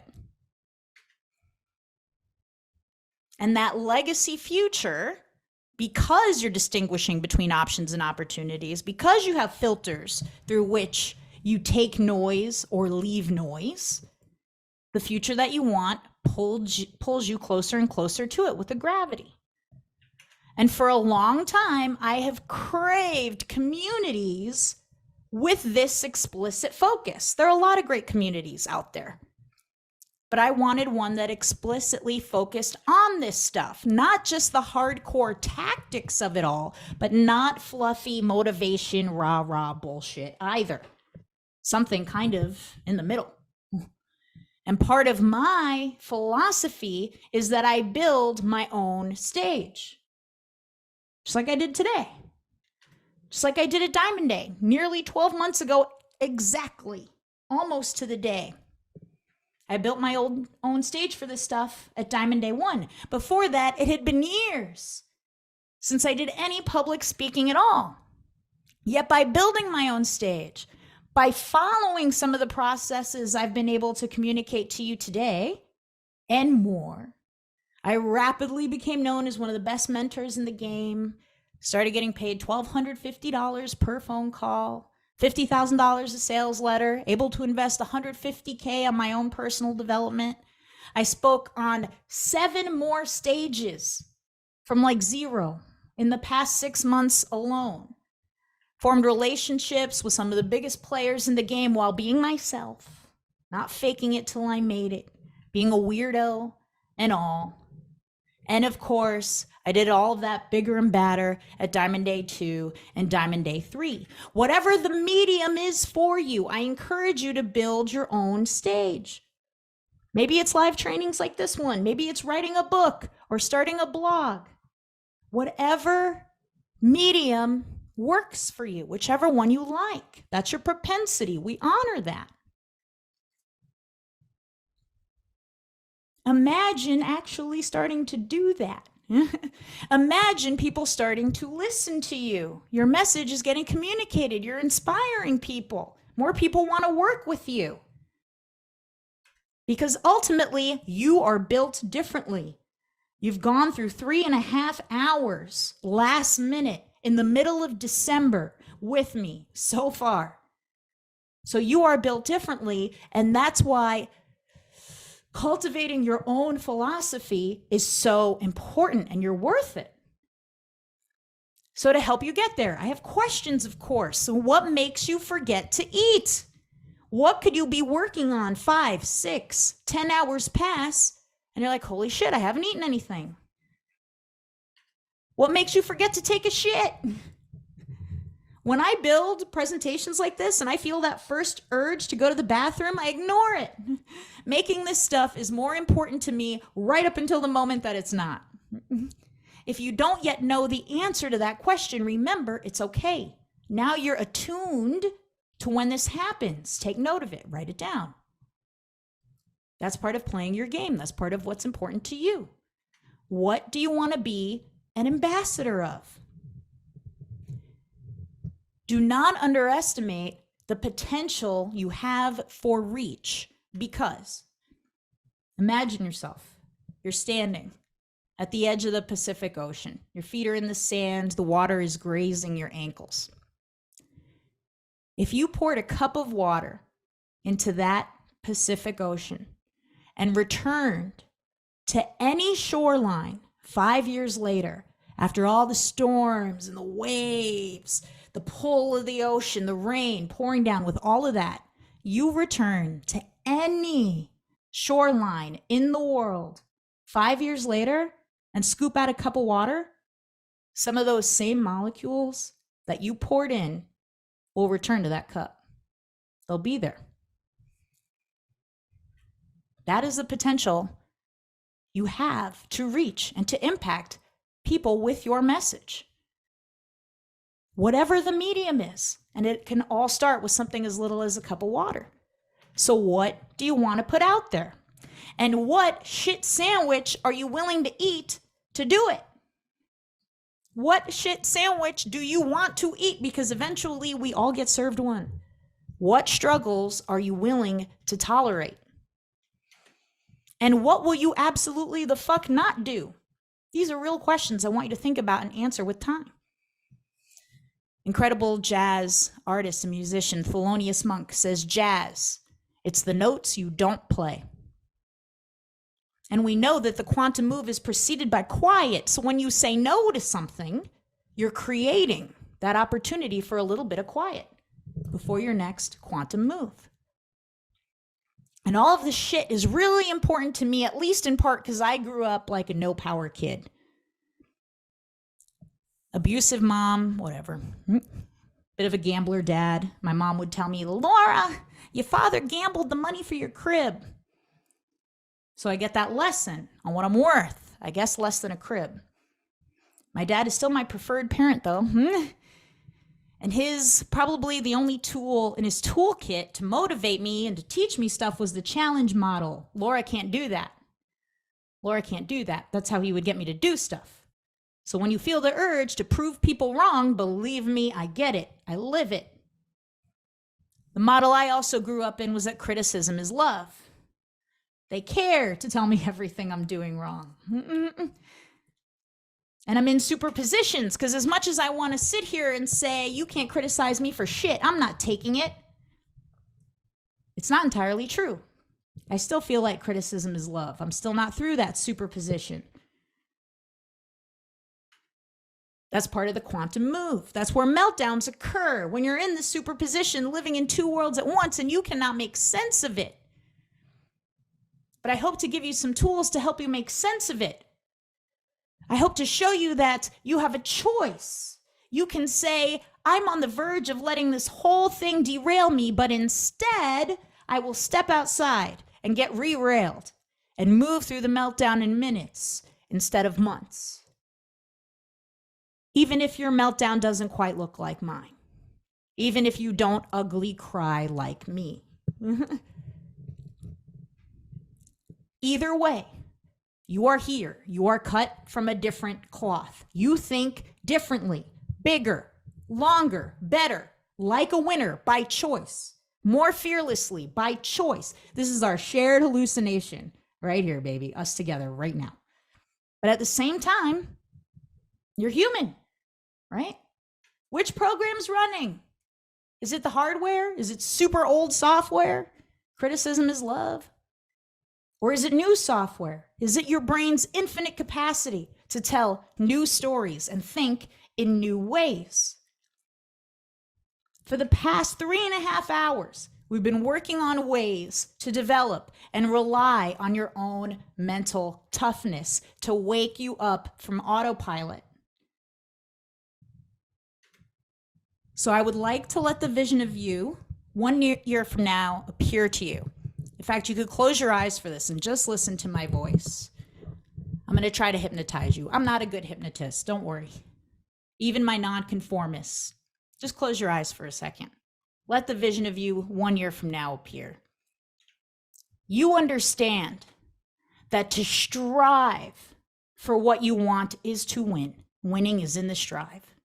You know that worth finds its origins in knowing where to turn. You turn to the horizon and think long term. You know you're lucky by birthright. You're more able to communicate your message to the world in a way that impacts their identity. You know how to make quantum moves. What are you rid of? How do you feel? Do you understand how your commitment to this makes you a diamond in a world of rocks? Because most people drift and they're prone to all of the noise. Your job is to be committed to this philosophy of yours. My job is to keep you accountable to it, to remind you that working to upgrade your life and your family's lives requires no justification, and to continue offering honest approaches to being a successful human.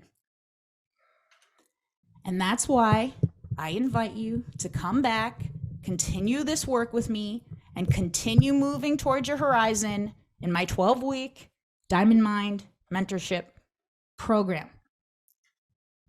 It's going to involve coaching, real life dares that you get out and do in the real world, where we'll keep ascending the levels of greatness without hindrance. It's designed to help us maintain the momentum. So if you felt like you've picked up some momentum here, if you felt like you've been reinforced or strengthened in some way, I invite you to continue doing that. The mentorship contains 12 weeks of live coaching in a group setting, much like this one, a lot of collaboration, a lot of community building, weekly diamond dares. Don't worry, your first one won't be to cold plunge, okay? But if we get out into the world and implement and stretch ourselves gradually, you'll see real fruits from doing this work and get your returns. We will deep dive into all of the mind frames. We've gone through a couple. There are more actionable approaches to being mentally strong, to developing your philosophy, to living the life you want to live, and to growing your business the way you want to grow it. I will hold space for your excuses briefly, and then we will reckon with them, domesticate them, and give you action steps to move past them. This is a $6,000 mentorship program to the public. On this call, and only on this call, I would love for you to join for half off, $3,000, and save you $3,000. There are a shit ton of bonuses that will come with that. My 15 Ways to Beat Imposter Syndrome self-study course sells for $97. You'll get it for free. It'll be great groundwork to go through before we begin the live coaching together in January. Sales Conversation Mastery course. If you've ever struggled on a sales call, if you're not quite sure how to close clients via the DM, via email, via the phone, if you feel like an order taker, we fix that in this course so that you're the empowered leader of the call and you close premium aligned clients without wasting time. There are structures you put in place beforehand so you don't get on calls with the wrong people. And then in 30 minutes, you forge deals with right fit clients. This training alone helped Michelle Lambert, many of you probably know her, close, $45,000 in sales over a 2-day period after she'd gone months without getting new clients for shit. You will get 2 one-on-one calls with me, one in the beginning of the 12 weeks to assess where you're at, how you could get the most out of our 12 weeks together, and one at the end. Recap what we did, further action steps to continue moving you forward. So we're not just done after 12 weeks. You will also get my unrivaled messaging course. Every tool, every template to put this empowered philosophy, your expressive benefits, on public display for other people to feel the call and feel your message. I will give you a personal messaging audit This could be for you and your own personal brand. If you really want it for copy you've written for a client, I'd be more than happy to review that too, however much you need during our 12 weeks together. All of those bonuses, $9,087 value, real world. I didn't inflate the fucking numbers on this call. All of that free. And for the first 5 who sign up, I'm going to mail you a copy of this. My cheat sheet to life. Every question, every visualization practice I do, every mantra, every strategy, my templates for how I communicate this stuff to the world. Can you see it? It's large. Everything I will mail out to the first 5 people who decide to join me in the mentorship in January. I want to share a little bit from Carolyn Gretton, who is amazingly on this call today, who has been working with me for, gosh, it's about a year now. And I'm going to ad-lib this. Carolyn, feel free to jump in if you like. You don't have to. But Carolyn once told me that it was no mistake that after Diamond Day 1, she started making $10,000 a month ever since. And she recently told me that in working with me, yes, the copy critique stuff is awesome, but the biggest shifts have been to her mindset, her abilities to keep kicking fear out of her kingdom, more quickly move through meltdowns, and understand that she's an empowered leader of her own life. And the work continues, of course. But everything I've gotten to do with Carolyn really means a lot to me. So I wanted to share that. I'm going to share a note from Alyssa Dillon, too, who is so much of a badass. I think she's running her own call right now. Alyssa first really got into my world at Diamond Day 2, and in working with me has gone on to double the revenue of her company from $1 million cash collected in a year to over 2 million so far this year. It's not done yet. And a lot of that came from the clarity that she got in working with me, ignoring the noise of people who were scrutinizing her, learning what the 2 tyrants of leadership are, getting so much more clear and playing way more of her game. Doing things her way. Marketers tell her, build a funnel a certain way. She doesn't want to. We develop empowered strategies around the way she wants to do it. I would love to do the same with any of you. The idea is to keep getting clear over the course of the 12 weeks, keep expanding, keep the reinforcements, and maintain the momentum. So I have links. If you need a payment plan, there is a payment plan available. I will plop both of those links in there if I didn't lose them, because I'm incredibly prepared. And I'm here. If you have any questions about anything we did, hopefully that wasn't a super crazy hard pitch, just a little offering. And I would love to work with you guys more. If you thought one session was good, imagine what 12 weeks will do. Nobody holds you accountable quite like me. We devise an objective for you and you get it done. And I will stop sharing my screen.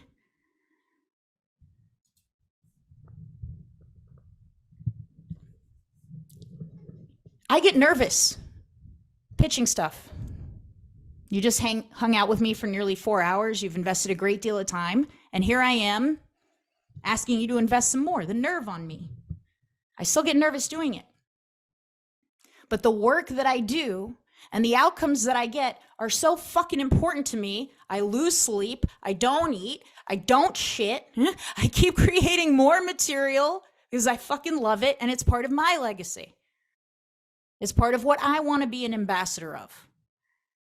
So even though I still feel uncomfortable, I'm just going to pitch way more so that I grow more and more and more comfortable with it. I do it anyway. And I've been told no, and that's fine.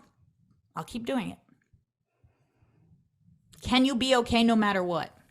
Can you hear no and still be okay? Believe you me, Mary knows I'm living embodiment of it. I can hear no and still be okay. Hopefully some people say yes. Does anybody have any questions on the training, Do those links work? Do the links work? Okay. We're going to start in January. I don't have an exact date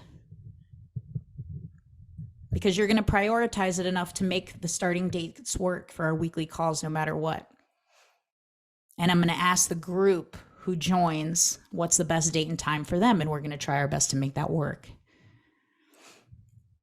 So that is the technical question of the date. Just about a month from today, mid-January. I'm going to plug it a few more times. I'm going to do this masterclass, since you guys said you liked it, a few more times. But I'm probably going to charge for it. So.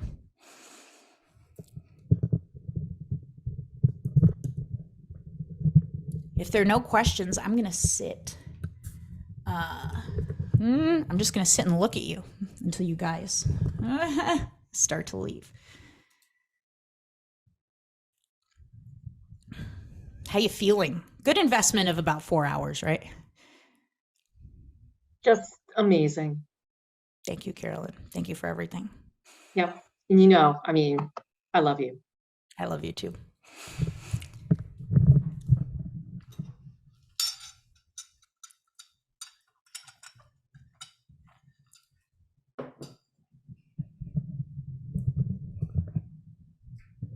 What would a question be if somebody had one? Try to answer them.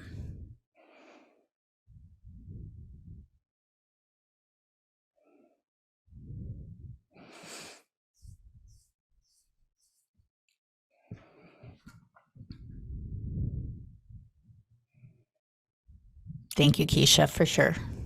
For sure.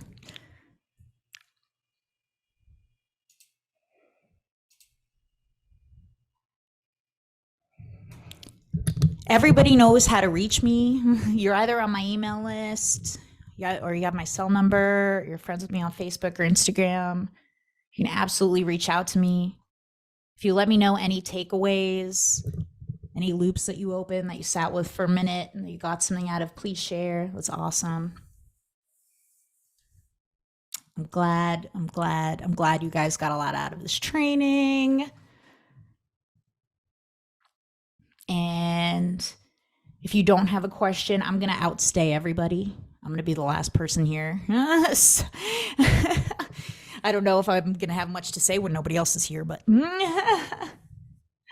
I think some people are just on to let the call go and hear my voice in the background. Thank you, Mike. Thank you, Eru. Thank you, Mary. You're the best. I love you.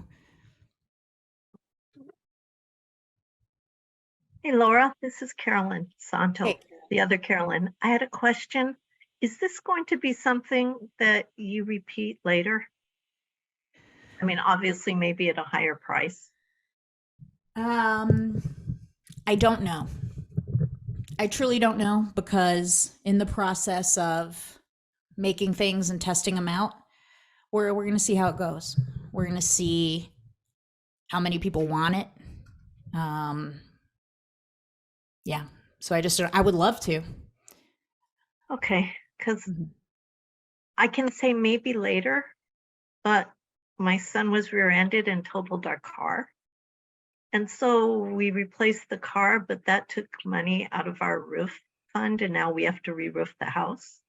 So I made a promise to my husband, no more expenses until we pay for a roof on like a 2,000 square foot house, which I like totally- stretched us. So I totally understand. I definitely hope so. I or definitely hope that, that or I do. if I have a $30,000 windfall within the next week or two, I will definitely let you know. Okay. Yeah, so we're open to that. Do you hear that, universe? We're open. to Great, receive. thank you. Absolutely. Thank you, Carolyn. Thank you See for you later. contributing. See you Thank later. you. Bye. Amber, a deadline to Laura. apply. Thank you, Carolyn Gretton. I don't have a hard deadline to apply set in stone. We have a few people in the cohort already, and it'll start mid-January.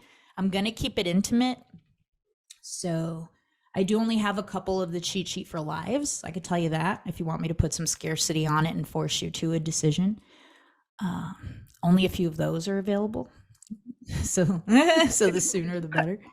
Thank you very much. I appreciate that. Absolutely.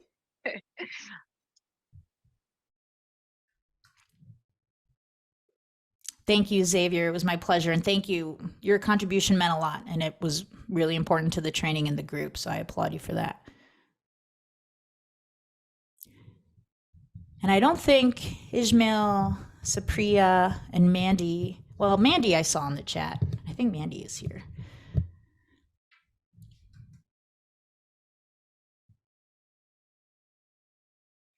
Absolutely, Mandy. It's my pleasure. I'm glad you got something out of it. Thank you, Amber. I hope to see you in January too. I'm glad.